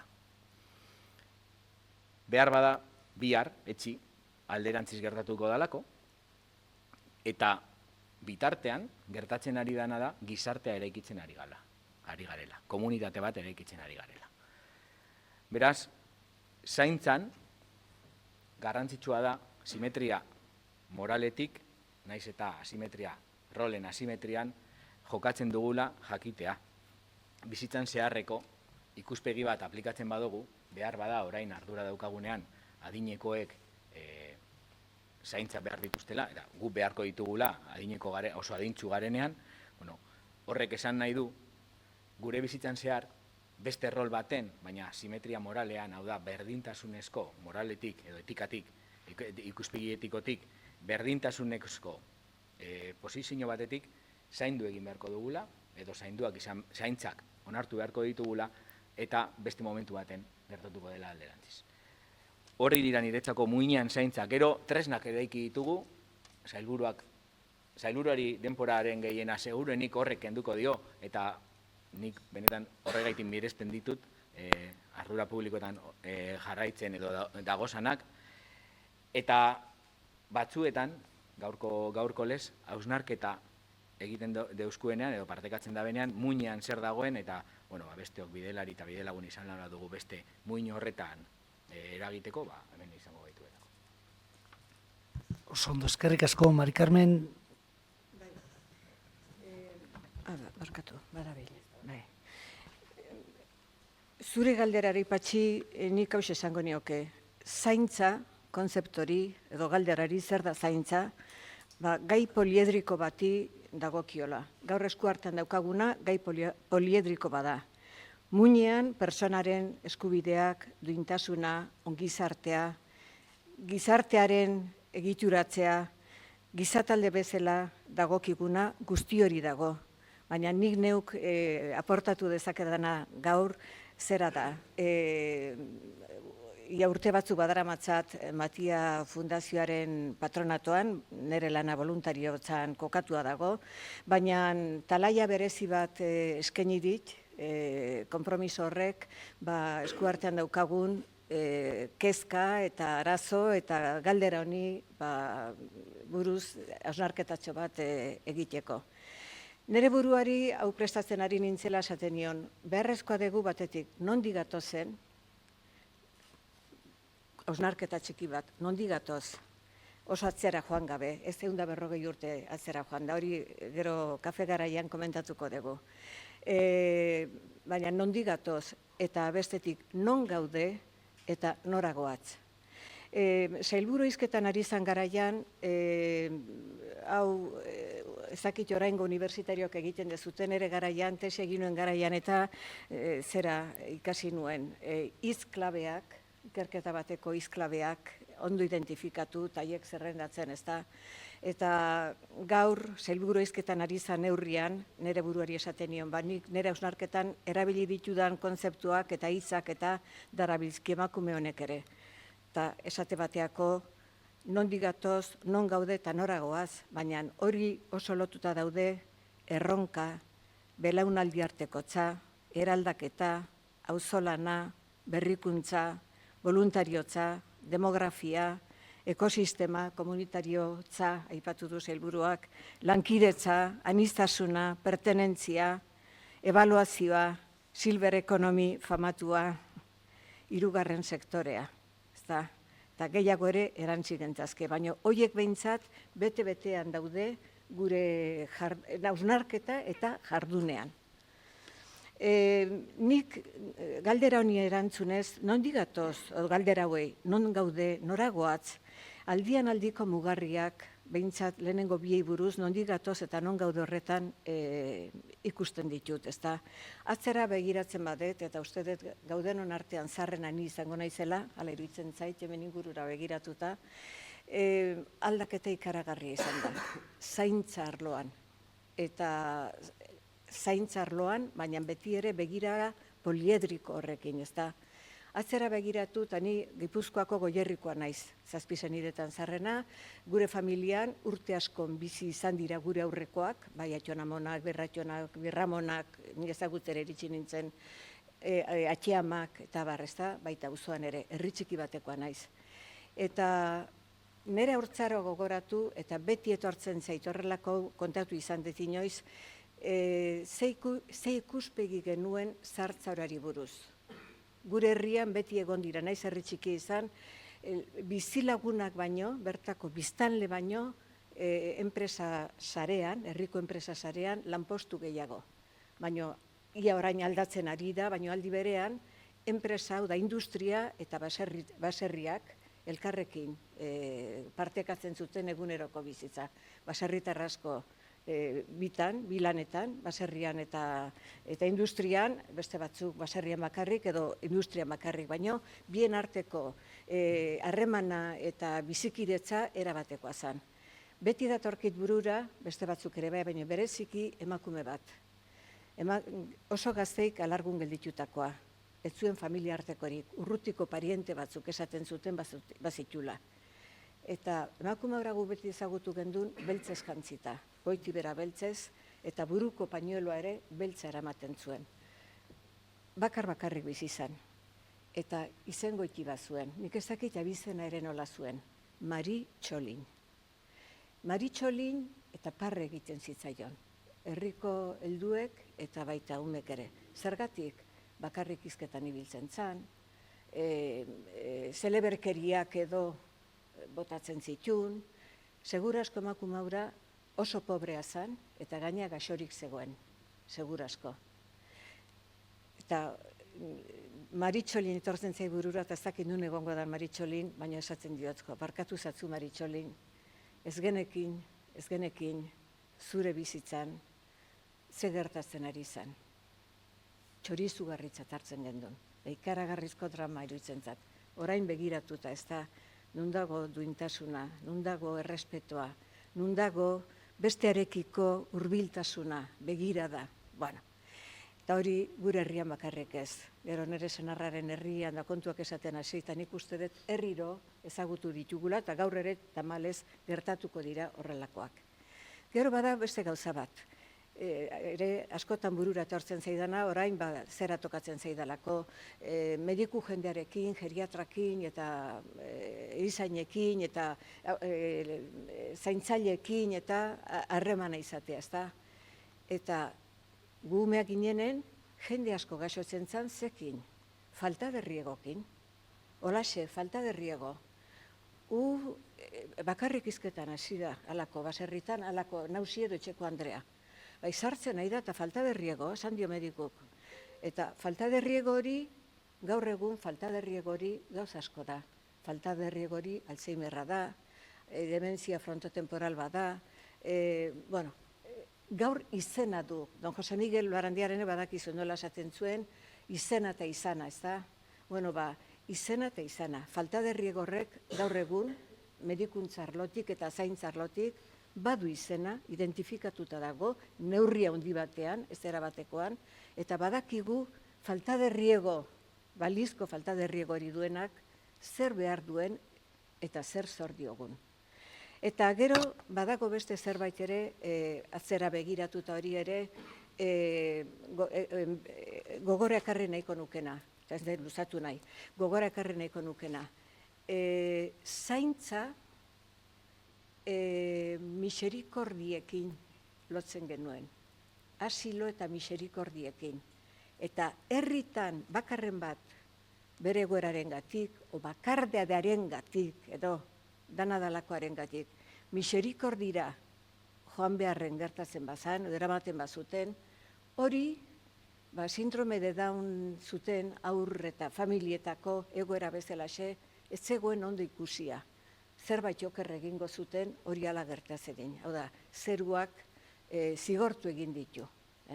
Bueno, adibide batzuk besterik ez dira horiek, aldaketa nire ustez izugarria gertatzen ari dalako. Eta onerako, naiz eta batzutan tentazio izan dezakegun, bueno, hau da erronka, esku bete lan, galtza bete lan, zer dau, asko aldatu gera, eta onerako aldatu gera, zaintza oroar, zaintza esaten dugun konzeptu horri edukiak erazterakoan. Bakarren batek ikasiko zuen unibertsitatean, signifikante y significado, linguistikan, ez da, zaintza esaten dugu. baina zaintzak hitz horrek zer esan nahi du, zer jasotzen du bere baitan. Hori, uste dut, ekitaldi hau, gaurko hau, eta beste batzuk ni sugerituko nuke, idarakiko nuke, gehiago behar ditula, behar bada fokalizatuz joan da gainera. Beraz, aldian aldiko mugarriak. Atzeraka joko dut, baina bakarrik 82raino, 1982raino. Zergatik? 1982an, Eusko Jaurlaritzan, Eusko Legebiltzarrak, estatuko boletinak ere argitaratu zuen, hola ez, Garaikoetxea sailburu zan garaian, 6/82 lege onartu zuen gizarte zerbitzuei zegokiena. Eta benetan, aholkatzen dizuet, baldin irakurri espadezute, zioen adierazpena edo exposizion de motivos irakurtzea. Ikaragarri interesgarria da. Nik uste dut, badakitela ura egiten zeinek izan zuen esku hartzea handia, baina ez noa izenik esatea. Baina benetan, gaur ere, irakurketak, Emilio Gaitz esaten dit, Emilio gogoratuko da, irakurketa horrek merezi du, eta eskura dago gainera. Gero 2008an, Juan Jose Ibarretxe lehendakari zala, etorri zan 12/2008ko legea, askozaz ere, esango genduke, gauzak zehaztu eta nolabait esan eguneratzen zituena. Baina lehenengo aipamen hori kontzientzi guztikin egin dut, ohar bat egin nahi dedalako, ohar politikoa nahi badezute. Adanismoaren arriskutik igez egin dezagon. Hobeda, egia esan, hobeda gure arlo politiko guztian, alderdi guztiek, zaintzaz jardutea, eta eman dezagun gainera borondate honez, eta pertsonaren eskubideak eta duintasuna eta gogoan hartuta, eta gure bizitza komunitaria gogoan hartuta ari direla, baina badago zenbait jende politikan ari dena, eta arlo zehamaila guztietan, nahi badezute udaletik hasi eta legebiltzarreraino edo alderantziz, nahi dezuten zera erabili, ordena erabili, nik adanismo zantzu handia ikusten dut. Badirudi, zaintzaren konzeptu hori, orain, azkenengo dozen erdi bat urteotan, asko jota, ez da, zehatu dela, etorri dela gure gana eta kontzientzia hartu degula. Eta nik benetan esaten dizuet, arrokeriri gabe, eta hobeda hortaz arduratzea bomba jartzen aitzea baino, edo mehatxuka ibiltzea baino, baina hala ere, jakin egin behar dugu, noiztik datorren gure artean zaintzari buruz daukagun kontzientzi, konpromiso eta arlo politikoko konpromiso jakinak, emaitzak batzuk onak, beste batzuk ez onak, baina emaitzak ematen dituenak. Hau da, ez gera zerotik hasten ari, baizik eta badagoela, ibilbide bat ezagutu beharrekoa, onartu esan nahi dut, ontzat edo txartzat agian, zentzu batzuta bakarren batek, baina bide bat urratuta dagoela jakin egin behar degula. Bueno, non gaude, sailburuak esan du, paradigma izarabili du, paradigma aldaketa ikaragarria. Ni Matiara iritsi nintzen 2006 urtean. Nik ez den sekula uste Matiakin zerrikusi izango nuenik, nire bizitza euskerari, hezkuntzari, kulturari lotua egontzalako beti. Dei bat jaso nuen, zatoz, harrituta gelditu nintzen, ni momentu hartan nia jubilatzeko atarian nengoen, eta aita ama eta etxeko izeba zaintzen ordu asko pasatzen ditun. Aita ia 80 urtetara hurbiltzen, amak urte bete gutxiago, eta etxeko izebak, guretzako ama baino ere gehiago izan zanak, 84 urte. Eta asko arduratzen nintzen beraiekin. Eta beraz, banuen esperientzi hori, eta txonamonak ere oso gertutik zaindu nitun, da banuen esperientzi hori, baino harrituta gelditu nintzen, dei hori jasan nuenean. Eta esan egin zidaten, ez zatoz, uste dugu, zure laguntza ona izan daitekela, eta esan nien dizuen, nik kontaz ez dakit. Eta beti esaten dut, Matiara iritsi nintzen, derderazko espresio bat erabiliko dut, como pulpo en garaje.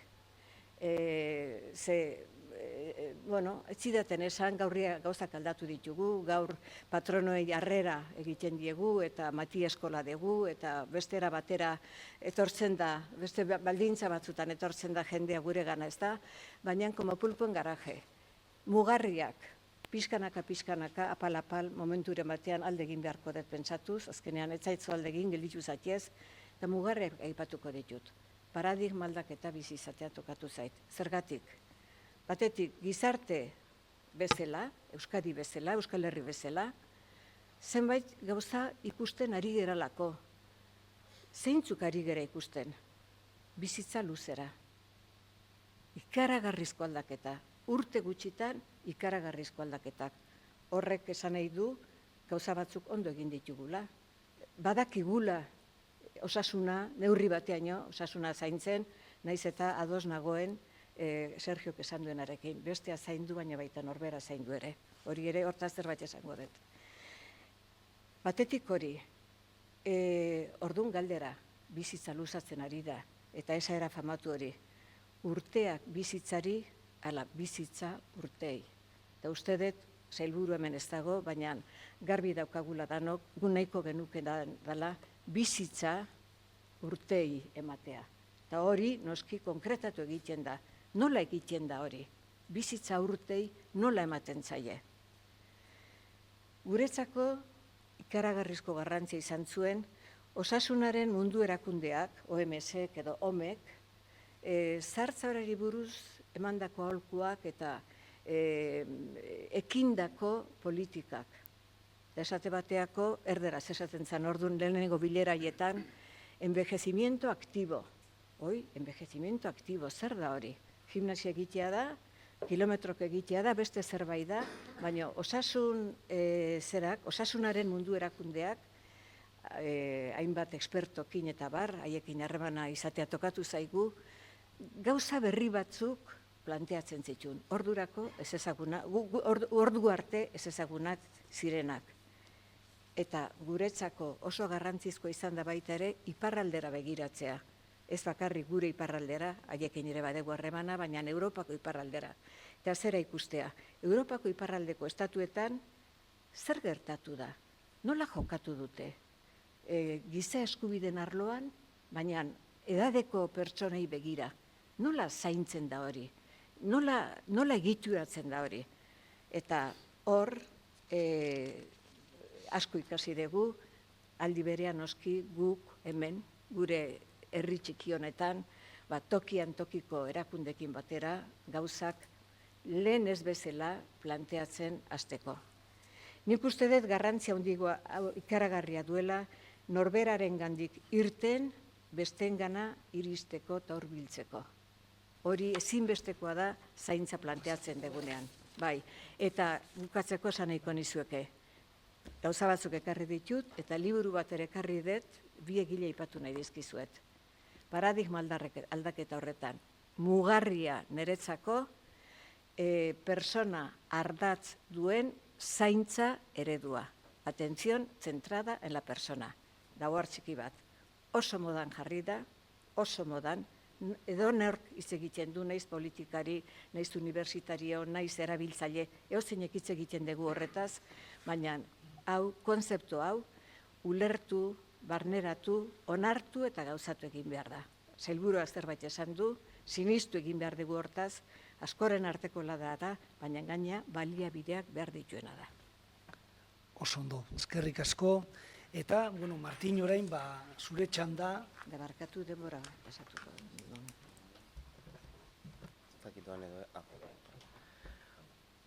Ni ere zineko nuke eskerrak ematen, bai Sabino Arana Seinyoreki fundazioei, eta aitortu behar dut nik ikusi nuenean norekin jarri ninduten mailan eztabaidatzeko, pixkat intimidatua sentitu nintzela, dauzkagulako hemen esaten den moduan pesos pesados, ez? Eta ikusita gainera, gero, hemen aurkitu dudan audientzia, are eta intimidatuagoa sentitzen naiz, eta nik egingo duan ekarpena beraz, igual ez da beste eskarmentutik, edo esperientzatik, baizik eta igual ikuspegi teknikoago batetik, edo unibertsitatean, edo maila akademiko teorikoan, pixkat, erabiltzen ditugun hori tokatzen zait, ezta? Ondo, orduan ondo. Pixkat hortik hitz egingo hitz egingo dut. Eta lehen galderari buruz, nik uste dut ez naizela asko luzatuko, pixkat ja eman dugulako kontestua, egingo dut definizio txiki bat, eta igual horrek ematen dit sarbidea bigarren galdera nagusira ondo baderitzozu. Oso ondo iruditzen zait. Bai. Porque nik egingo nuken definizioa da, zaintza zer da zaintza, ikuspegi oso tekniko batetik. Gure egunerokotasunean, edo gure bizitza, ahalik eta modu autonomoen aurrera eramateko behar ditugun laguntza eta babesak, ez? Sailburuak aipatu du, babesen edo laguntzen kontzeptu hau, gaztelaniaz apoios, izango izateke, babes behar ditugun gure bizitza modu autonomoan aurrera eramateko, ez? Hori da pixkat nire abia puntua, eztabaida honetan. Eta nik uste dut hor egon gaitezkela ados edo desados edo ñabardura jarri ditzazkegula, baina niretzat non dagoen eztabaida da babes eta apoio horiek nola antolatzen ditugun, ez? Eta hori sartzen gara ereduaren eztabaidan dela Patxik planteatzen zigun bigarren galdera hau, ez? Eta nik ereduari dagokionez, nik bi gauza nagusi izango nituzke gaur egun. Alde batetik, galdetzen badigute zein den gure zaintza eredua, erantzun azkarra nire ustez da, gure eredua da eredu familiarista. Eredu familiarista. Gure zaintza eredua dago oinarritua familian. Aztertzen ditugunean gizarte politikak edo gizarte estatuak, hitz egiten da Europan edo munduan daudela eredu ezberdinak, eredu nordikoa, eredu kontinentala, mediterranearra, eta aztertzen ditugunean zaintza ereduak, badaude ikerketak esaten dutenak, Europako zaintza eredu guztiak familiaristak direla. Gertatzen dena da, familiak laguntzen dituztela, apoio eta babes batzuekin edo beste batzuekin. Baina oinarria familia izaten jarraitzen du, ezta? Eta badirudi gaur esatea, edo familiaren aldeko politikak egitea, badirudi gaur egun pixkat dagoela txarto ikusia moduan, ez? Nire ustez, eta uste pertsonal bada, familiak eduki beharko luke, ez? Rol bat gure sisteman, gertatzen dena da, aukerazko rol bat izan beharko litzatekela nola baitez, eta familiari babesa eta laguntzak eman beharko genizkioke, nahi duen eta alduen einean zaindu ahal izateko, ezta? Hori nik alde batetik, aipatuko nuke, eta eztabaidarako agian izan daitekela, baina, bueno, eredu familiarista, eta berez, familiarista izatea, berez, nire iriztziz, ez da txarra izan behar, ez? Aurrak familian zaintzen ditugu, eta hori logikoa da. Pertsona nagusietara pasatzen badugu gogoeta, zergaitik ez ditugu pertsona nagusiak ere familian zainduko. Beste gauza bada, nola antolatzen dugun, sistema hori familia egon ahal izateko, ez? Eta aitortu behar dugu, gure dinamika sozioekonomikoak ere ez duela ahalbidetzen denbora izatea gure familiarrak zaintzeko, ez? Orduan, bueno, konziliazio politikak edo danadalakoak ere landu beharko genituzke, ez? Eta gero beste bigarren ideia ereduaren inguruan, sailburuak aipatu du gainera esan du eredu publiko komunitarioa. Eredu publiko komunitarioaren ideia hau entzuten da gure lurraldeko arko ideologiko politiko guztian. Guztian. Beraz, hemen adostasun badago. Batzuk publiko komunitario, beste batzuk publiko pribatu komunitario, baina adostasuna dago. Eta adostasun hori egoteak nire ustez ematen digu abiapuntu oso garrantzitsu bat. Beste eztabaida askotan ez dagoelako adostasun maila hori. Beraz, badirudi, zaintzaren arloan, gure eredua, publiko komunitarioa izatea edo publiko komunitarioa izatearen ideia edo filosofia hori adostasuna zabaltzen duela gure arko politiko ideologiko guztian zehar, ez? Eta nik uste dut hori baliatu beharko genukela. Eta gero beste gauza bada, hitz egin dezakegula pixkat aurrerago, hori erronka handia bat ere badela. Eta lanketa komunitarioarekin, auzolanarekin edo danadalakoarekin zerikusia daukan guztia oso zaila dela. Eta zailtasunez ari garela hori egiten gure maila politiko ezberdinetatik. Eta hori igual ja, bigarren parte bat, baina nik bi ideia nagusi horiek aipatuko nituzke ereduaren inguruan. Oso ondo, eskerrik asko, ez dakit Sergio ereduen inguruan zerbait komentatzeko daukazu? Bai, ni ere zuzen joango naz ni ere, eta Martinek oso ondo egin du, ez? Gosta Espina Andersenen arabera, eredu familiarista baten gagoz, eta definizio horretatik gure gizartea horti dator. Nik esango nuke hori abantaia bat dela, etorkizunera begira eraiki nahi dugun, eraiki gura geunken zaintza eredu publiko komunitarioa, eraikitxerako orduan. Horrek esan nahi daudelako, oraindik erlazioek, komunitate, edo familiko, eta hori familia, komunitatean barne bildu geinke, komunitatea ulertuaz, familia eta beste esparru batzuk ere badirela. Hau da, familiaristatik abiatzen bagara, horrek esan nahi dau, estatuaren rola beste esparru batzuetan baino, estatua ulertuta, administrazio publikoa bezala, modu zabalean ulertuta, rol txikiago bat daukala beste eredu batzuetan baino bitxiago daukala. Protagonismo edo rol txikiago daukala. Eta nik, zuzenketa bakar bat egingo neuzkio eredu publiko komunitarioen kontsentsu horri. Nik esango nuke komunitario publikoa izan beharko leukela. Hau da. Eta garrantzia emanez, inork ez dugula nahi bizi komunitate arrotz batean. Hau da, komunitatean bizi nahi dugula. Etxean, horreitik, inkestetan eta gero, konponbide edo soluzio edo proposamen zehatzak egiten dugu zanean, administrazio bakotxak egin dituenean, abia puntua hori ere bada. Jenteak esan digu, adinekoek esaten digute, etxean edo beren komunitatean bizi nahi dabela, zaintzak behar da bezanean ere. Bueno, nik esango nuke, orduan, komunitario publikoa, eta definitu daigun, tentazioetan, teltaldietan ez jausteko, eta gero esango ze tentaldi, publikoaren rola. Eta Victoria Camps etorri daia aretora, ekarri dau, sailburuak ekarri dau, baina niretzako pertsonok komunitatean bizi nahi dugu, komunitatean bizi gara, edozein adinetan, zainduak garenean eta zaintzen dugunean, eta publikoak papel bat eukitea eta gainera papel sendoa eukitea nire ustez importantea, sendoa, ez dakita handiagoa. Baina, eta zer rol emon beharko gunzkio etorkizunera begira publikoari, sektore publikoari, estatuari esan dezagun. Bat, ez daiala ordezkatu komunitatearen harreman bat ere ez. Sinisten badugu benetan gurea dela komunitarioa, gure eredua eta bizi nahi dugula komunitatean. Ez daiala, bere ekintzaz, ez daiala harreman bat ere desagertarazi.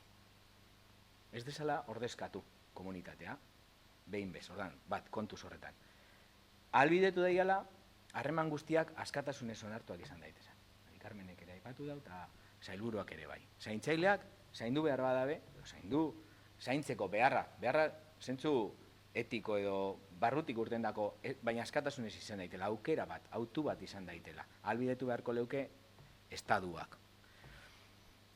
Eta, hirugarrena, izan daitela laguntza. Eta emon deiola, estaduak esan daiela, zaintzea ere badala, fizikoki, presentzialki, alkarrera gina izatea eta eguneroko ekintzetan laguntzea norberak gizarte edo komunitatean parte hartzeko aukerak emateko, hau da, ulertzen duguna zaintzaile bat, egoitza batekoa, edo eguneko zentro batekoa, edo etxerik etxeko zerbitzu batekoa, baina baita ere ardura hartzea ere zaintzea dela, hau da. Bestea zelan dagoen, besteak babesa daukasan.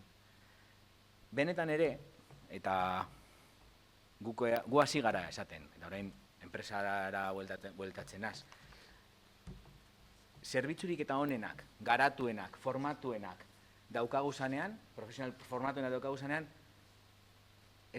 behar bada, gure erabiltzailea, gure egoilearrak ez dira guzti zoriontsuak izango, ez badeutxe, bere izenetik, deitzen, eta bera nordan, bere nor hori, bere ni hori, zein dan ezagutzen da ben inor ez badeuke.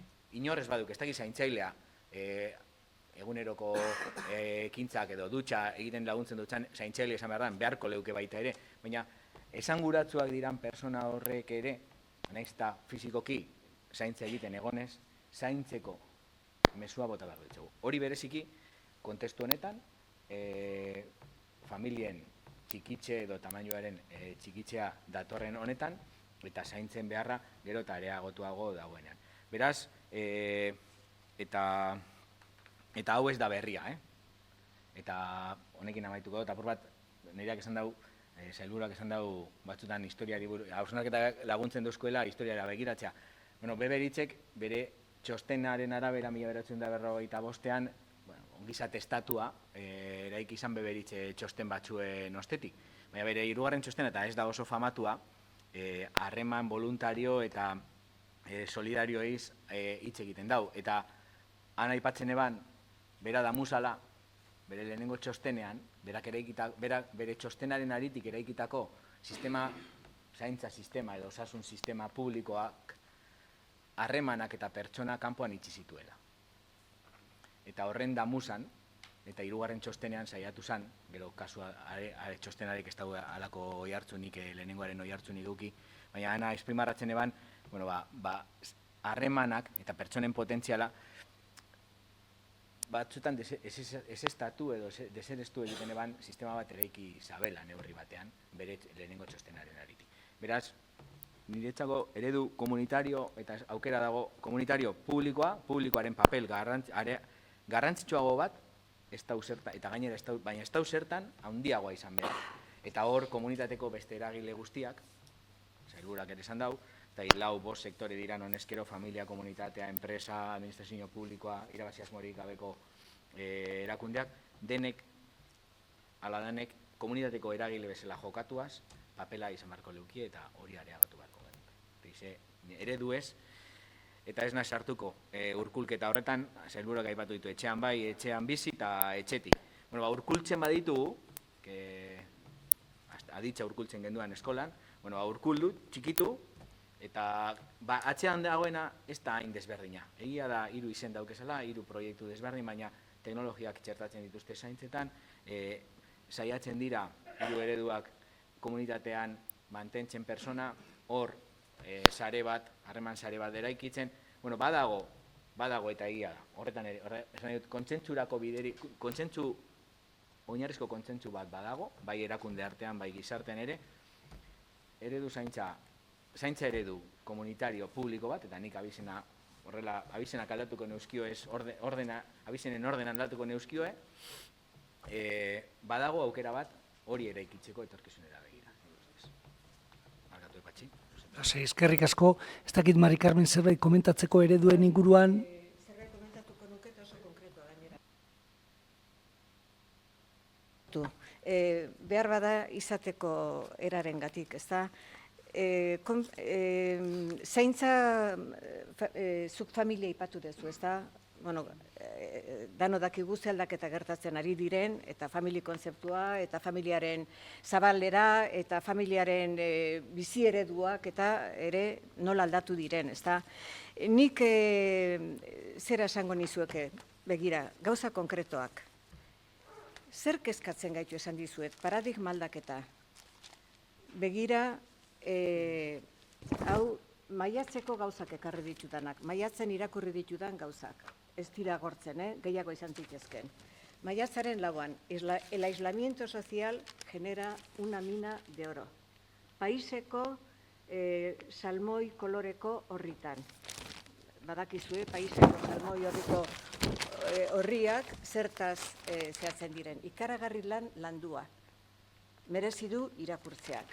Ze bakardadeari buruz, jaurlaritzakin batera, gu ikerketak egiten ari gera, Matiako Institutotik, ezta, eta gauza asko dakigu, eta bakardadea hortxe dago. Gure aldamenean, edo gugan ere bai, egon daiteke, baina gure aldamenean ere badago. Beste kontu bat, zeinek lagundu dezake, nork egin dezake komunitatea esaten zen duen da familie konzeptu hori, oso berritzaile gertatzen ari dira zenbait pertsona.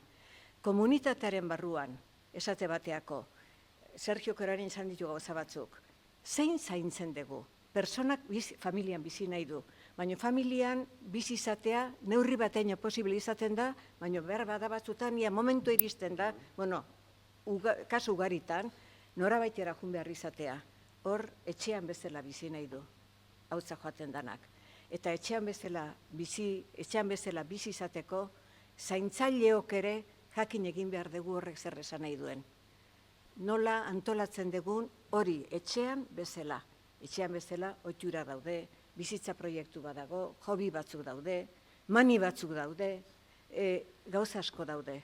Eta horretarako prestatu beharra dago. Beste gauza bat, nola launtzen diogu komunitateari? Ni voluntariotza mundu horretan jende askorekin eta harremana. Eta era askota, adibidez, hau paisen etorri da, hau ere maiatzaren laukoa da. Barcelonako emakume bat, eta hemengo kasuak ere jarri ditzaket, baino kanpoko jarri ditut, Barcelonako emakume bat, 29 urtez, gimnasiko talde bat duena Barcelonetako hondartza batean. 16 emakumeekin hasi izan, da gaur 105 ditu. Baina gimnasiatik haratago joan dira, Barcelonako udalak saritu egin du emakume hau, komunitate bezala sortu duen guztiarengatik. Hobeto bizi dira, elkar laguntzen dute, bakardaderik ez dago, eta gainera bizitzari, azken urtetako bizitzari zentzu bat eman diote. Ezta? Bueno, hau ere gomendatzen dizuet. Eta gero beste gauza bat, sailburuak aurrekontuak aipatu ditu, eta silver ekonomia ere esan dugu. Begira, hau maiatzaren, hau ere paiseko horri zeak dira, salmoiak dira, maiatzaren 18koa. Gure piramide demografikoa azpikoz gora girata daukagu. Azpikoz gora. Orduan, nola erantzun? Gure ogasun sailak, gure gizarte politiketako arduradunak, lehendakariak, diputatu nagusiak, alderdiak, hausnarketa egin beharra dute. Gu pozik gaude esate bateako matian 4 urtetarako konbenioa sinatu degula sindikatuekin. Baina nork ez du sinatu konbenio hori, elak. Eta badakigu ela somatzen dugu, ela saiatuko dela, sinatutako hori nunbaitetik, estropizioaren bat egiten, ez da? Baina begira, zera, gure egoera zein da. Analisi interesgarria da. Eta gero beste biekarri dizuet. Silver Economy. Hau, Notizias de Gipuzkoak atera zuen, ez dakit deiak aterako zuen, ni Notiziasen irakurri nuen, hau ere maiatzekoa da, Eider Etxebarria, Arrasateko neska bat, lakide batekin, MUko ikasleak, enpresa bat sortu dute, zuk Marijo, badirudi ezagutzen dituzula, oso gogoan hartzeko ekimena da. Eta azkenengo bat, Eraneungoa. Eraneun Donostin lankide aurrezkiak, kaja laboralak, lagunduta Donostin Aubixa fundazioarekin batera, oso ekintza politia izan zen principal antzokian. Jubilatuz osatutako abesbatza batek, baina oso aktiboa, Juan Jokon zuzendari duenak, konzierto bat eskaini zuen, baina konzierto hori ez zen konzierto soila, hizlari bat izan genuen. Jose Felix Martí Maso, neurologo famatua, katalana, baina euskaldun batekin ezkondua, eta hemen errotutako gizona. Eta bera jubilatu egin da, 78 urte bete ditu orantxe, jubilatu eta 70 urtekin biolina jotzen hasi zen, eta beste batzukin batera, egoitza dabil, konziertuak ematen. Baina egun horretan zer egin zigun? Egun horretan, izugarrizko lezio eman zigun, non lotu zituen kultura, artea, norbera zaintzea, bestek zaindu ahal izateko, eta gainera bizitzari zentzu ematea, kasu honetan, musika bidez.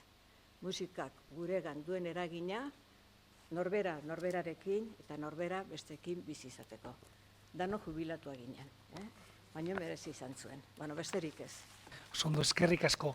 Denporaz kanpo gabiltza, atzedenerako unea ere bada, baina nik bai utziko nituzke 5 minutu, komentarioren bat edo galderaren bat, azken partearekin ez gara sartu, zerbait atera da etorkizunari buruz, da oraintxe Mari Carmenek ere aipatu du piramidea eta beste, baina ez dakit norbaitek galderaren bat edo komentarioren bat edo baleuka, ez dakit, eta Maikoei, ez dakit Martin, ez dut ikusi bai parkatu.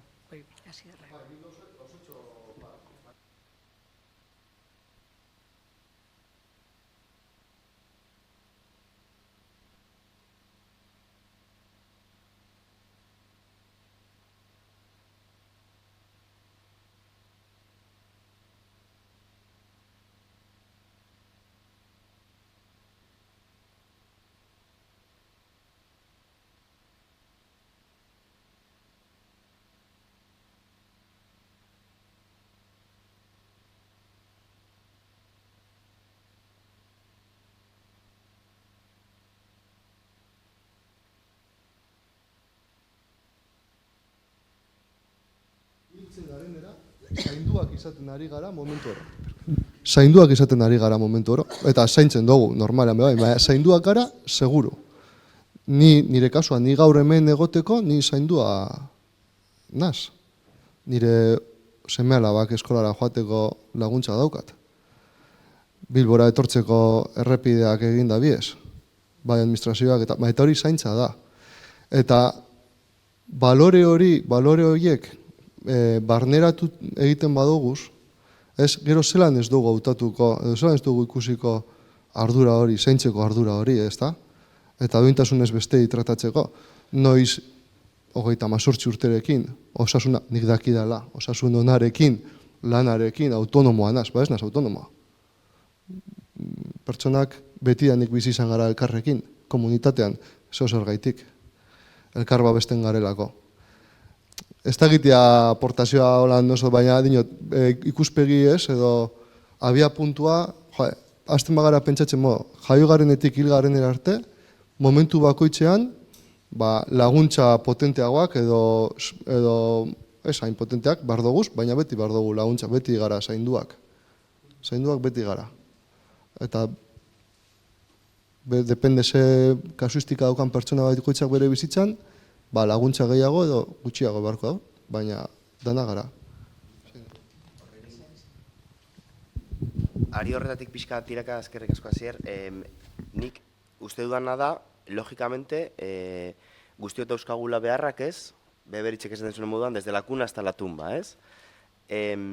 Kontua da, momentu bakoitzean, nor sartu behar dan edo noren erantzukizuna dan, ez? Behar horiei erantzuna emotea. Eta nik pixkat detaile bat esatearren, nik hasieran ez dut esan nahi zaintzaren erantzukizun osoa familiaren adenik. Baizik eta zaintzan eta ongizatean, ez? Parte hartze duten agente guztien arteko oreka bat bilatu behar dela, ez? Arlo publikoak eukiko du bere rola, merkatuak berea, hirugarren sektorea berea, familia berea eta komunitateak berea, ez? Eta erabaki behar duguna da, bakoitzak ze ekarpen egin beharko luken, eta non sartu behar den arlo publikoa, igual intentsitate altuagoko zaintza horiek ematen, ez? Eta etorkizunerako hildoekin pixkat, ari honetatik tiratuta, agian ere, arlo publikoak, eta nik badakit horretan ere, ari garela, saiatu beharko litzateke sartzea ere, dependentzia hori sortu baino lehenagoko momentuetan, ez? Hauskortasun, fase horietan, nik uste dudalako, hipotesi bada, hor komunitateak rol ere handiago bat izan dezakela, eta komunitatea eta arlo publikoaren arteko elkarlan hori, hauskortasunaren espazio horren inguruan, ez? Aritu dezakegulako. Eskerrik asko. Besten... Bai, eskerrik asko, Sergio. Zure gogoeta konpartitzen dut, hasier. Bi edo hiru gauzatxo. Bat, zaintza kontu hortan, ezakit irakurri zenioten, Karmele Jaiok notiziaz taldean idazten du aldiro, ez da? Eta Karmele Jaiok idatzi zuen, maiatzean baita ere, maiatzaren 3an kasu honetan, Ariak izeneko artikulu bat. Artikulu hasten da. Irakurri zen duen, ala?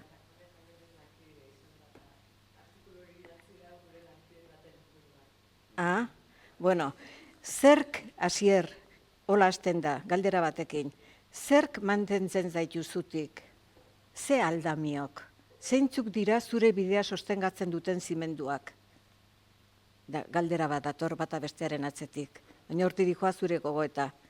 Eta bukatzen du, izan ere ez gara beti hartzen gu mugitzen garenean zer mugitzen den gurekin batera. Nor daukagun ari fin batez guri lotuta. Nori ematen dio min guk mina dugunean. Nor posten da gu posten garenean. Hoiek dira hein handi batean sostengatzen gaituzten eta gure bizitzari zentzua ematen diotenak eta jarraitzen du. Bat, bi, ez da astirik izan, baina nik eskatutanago, eta nerekin batera beste persona asko, nork zainduko gaitu, edo nor prestatuko dagu zaintzeko. Momentu honetan esate bateako familiko eta, gure sareetatik, etor daiteken azgain profesionalak behar ditugu. Bi gauza bakarrik aipatu nahi ditut. Euskadik ez du geriatria medikuntzan, ez du geriatria espezializaterik. Bat, pentsatu, Danetik daukago, geriatriarik ez, Emilio. Bat. Bi, ni Nazaret eskolako patronatoko buru naiz, Donostian hori ere 100 gehiago urte dituen eskola da, eta ikasleek, oso eskaintza zabala du, Nazaretek, ikasleek ez dute nahi, zaintzari dagokion ikasketarik egin. Hau da, zerbait egin beharra dago, zaintzaren langintza, duintasunez, zabaltasunez, interesagatik ere bai, norberaren bizitza proiektuari lotuta merezi duela sentitzeko, hori landu beharra daukago. Hor, kinka larri batean gaude. Hala ere, ezin dugu etxi, baina mai gainean jartzen dut, adi eta erne egon behar degulako. Oso ondo, beste norbaitek zerbait esan nahi du, Sergio, zerbait izteko nahi baduzu, unikatzeko hitzak, eta ja itxiko dugu, eta ja atzeen emango gara. Zetxarra naizen. Karmele Jaioren hitz horrekin uste dut nire txako ere itxiera polita dela, ez? Polita eta gainera, gero hausnarketarako eta elkarpartekatzeko talde txikiagoetan aukera eduki daikegulako, ez? Baina zaintzak beti dagoz, gure bizitzan zehar, eta beti egon dira. 1982tik eta lehenago ere, bai. Forma desberdinak hartzen dabez, kontestu bakoitzean eta momentu bakoitzean. Baina euskotarrok autu bat egin behar dugu. Gure giza arte hori, harreman horrek, nola bizi elkarrekin erabaki behar dugu. Erabaki aldugun neurrian, badaukaguz. Ahalmen batzuek, autonomia maila bat. Eta hor nabigatu egin beharko dugu piramide horretan, nabigatu egin beharko dugu zaintzaileen eskasian, baina gure esku dago hor neurri batean eraikitzea gure autua nola bizi elkarrekin. Zaintza benetan azken finean nola bizi elkarrekin dalako. Nola tratatuko ditugun zaintza behar da bezanak, nola tratatuko dugu. Eta hori eraikitzerako bidean bota ditugu batzuk eta nik uste dut badagoela, zelan eraiki abia puntua, baina guk geuk euskotarrok bizkarrezurra jarri beharko genuzkiola, gero eraikitzeko. Sailburuak esan dauz hainbat frentetatik, baina nik maila instituzionalean, maila akademikoan, eta berak aipatu dau akademia ere jaso behar dela arlo horretara, eta gizartetik, 3 frente horretatik, eraiki beharko gendukela korronte sakon eta sendo bat, etorkizunera begira erronka asko daukaguzalako nola bizi elkarrekin zaintzak zeharretara eta zuzenean kolpatzen dauen nola bizi elkarrekin hori eraikitzea aldera. Eta badagoz agertu dira, bai sailburuan hitzetan eta baita gure hitzetan ere, tresnak eta minimo amankomun batzuek etorkizun sendoa ere eraikitzeko. Ni positiboa izan nahi dut, eta komunitatetik eraiki beharko dugu, eta nire ustez komunitateak izan behar dugu protagonista. Pero beste guztiok horren araberako rolak jokatu beharko dugu zalarik. Oso ondo. Bueno, espadago beste hitzik hemen utziko dugu lehen parte hau, atsedenerako eskubidea ere badaukagulako eta beharra ere. Eta, nik gogoratu nahi dizuedana, egingo ditugu, 10 gutxiago direnez, igual, eta 10 arte edo 20 minutu egingo dugu atsedena, eta ero taldetan elkartuko gana. Eta, orain gogoratuko dizuet, 3 talde sortu ditugu, lehenengoan daude Mireia Zarate, Mari Carmen Garmendia, Jose Mari Larramendi, Iñaki Goiogana eta Pello Sasiain, bigarrenean Martin Zúñiga, Marijo Etxegoien, Juan Luis Arriaga, Arantxa Iztueta, Nekane Larrañaga eta Joseba Zalakain, eta 3. Sergio Murillo, Jonathan Moreno, Maria Ribate, Nineu, Jose Andre Kondo eta Asier Alustiza. Ondo iruditzen bazaizue, jente bat gela honetan elkartuko gara 3 taldetan, ordutxu bat egingo dugu gure artean eztabaida eta ero hori komunean jarriko dugu. Eta orain, 20 minutuko atsedena egingo dugu.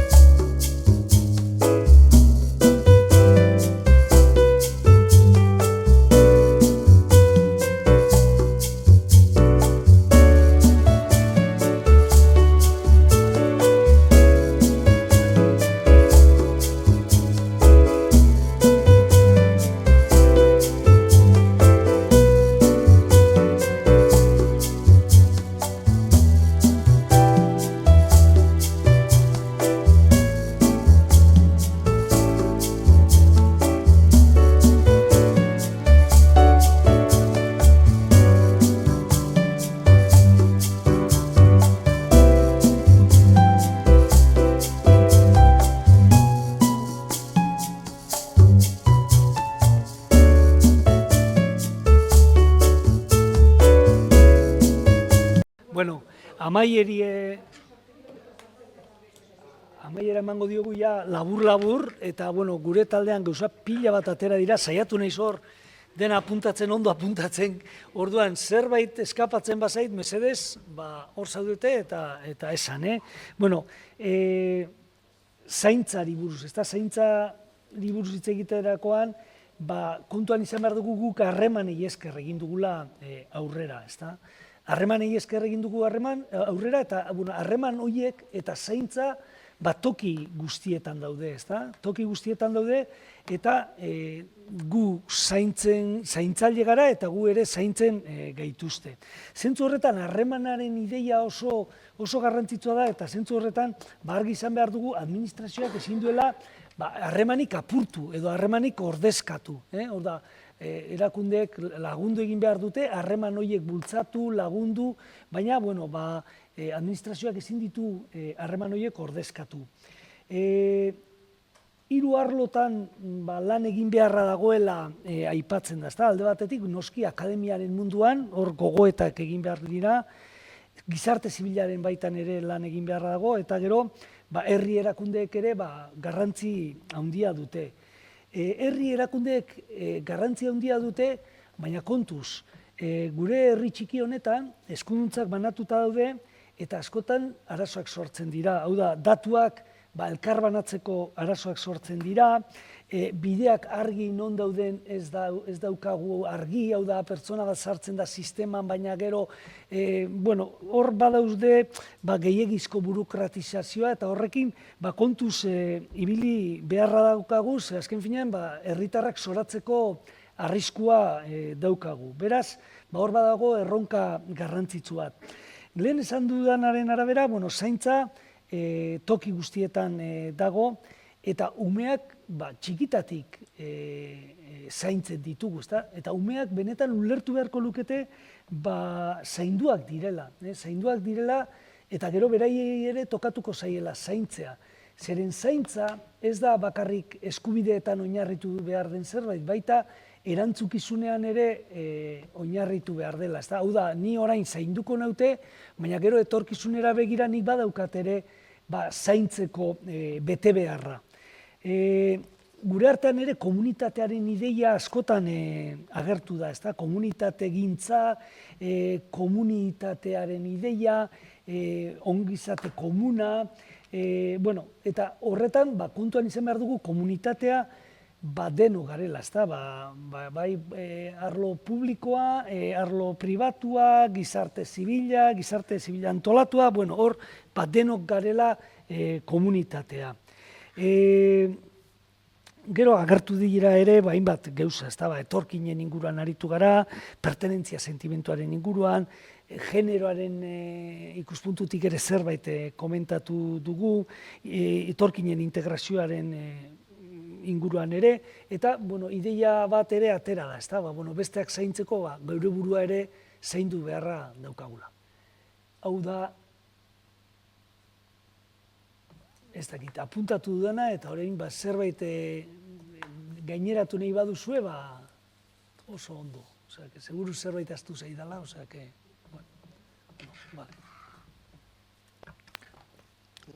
Zuri ahaztu bazaizu niri zerrez. Bueno, ni baino idazkari hobia zara. Txuleta bat eukiarren zeri buruz berbain, ez dakitxe honetara lotu garien. Azken baten, egin ditzagu berbetan, gaitxik urrundu barik, baina gidoira lotu barik bebai. Eta guk jorratu duguzan gaiak edo, izen dira berbada honen oinarrezan da osan ape bai. Eredu batzuk eta itxatu ditugu, eta Tamai Carmen Garmendiak erakutsi duzku, asko niri, bai, behintzatze, ni hasi naz esaten, ez dakidala ezer. Eta ez da genik metodo sokratiko erabiltziaren, ez badaze, nik ez dut preminarik izen. Onarte, hau da, gure aitazana geixotu arte ondala urte gitzi, gurian ez da preminarik izen. Eta neure burua aurkeztu dut horretara, erizten jatelako gizarte hau antzera doial. Zan nahiot, nire ardura ezpada hor konpon. Eta ez honetan bakarrik, beste guz askotan. Eta horretaz ekin jautzagu zati handi baten, berbetan. Zan egot, garai bateko gizarteak bere gain hartzen zituen zaintzak, berbada estaduak hartzen ez zituelako, edo gaur egunean hartzen da bezan, neurrean hartzen ez zituelako. Dino danean garai hartako gizarteak hartzen zituela, esan beharko litzateke, garai hartako emakumeen ganean jartzen zala hau.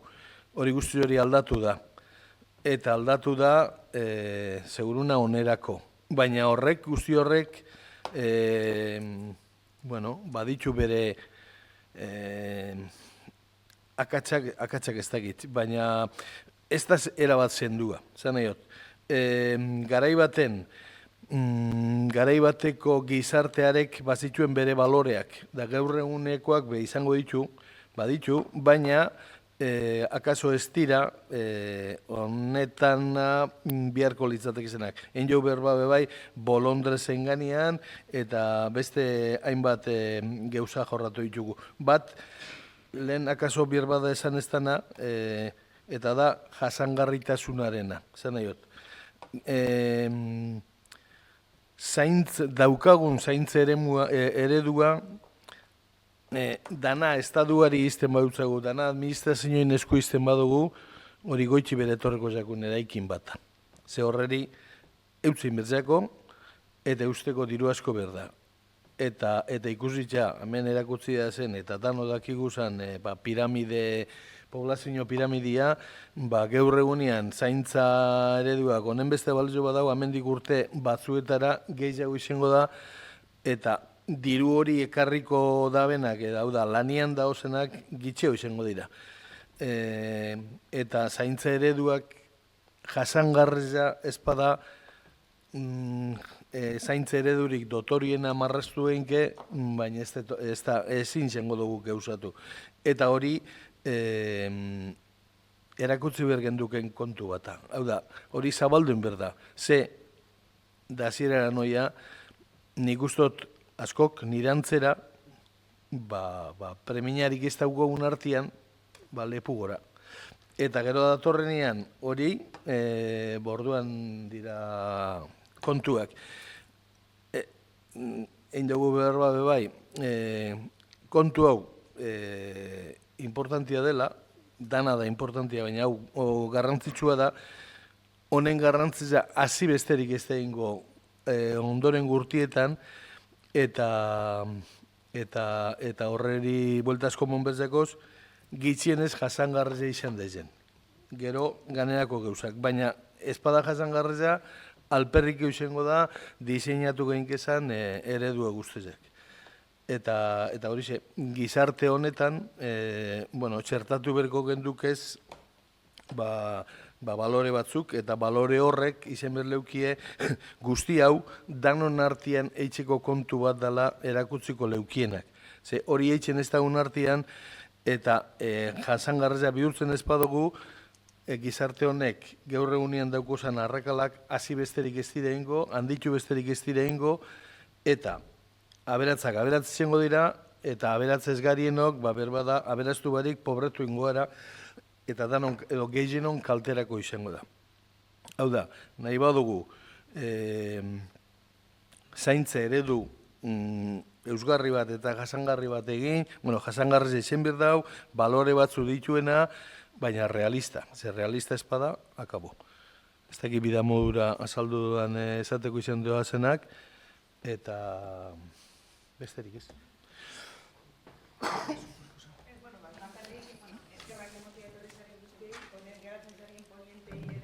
Eskerrak emon, eta orain gonbidatuta zaudete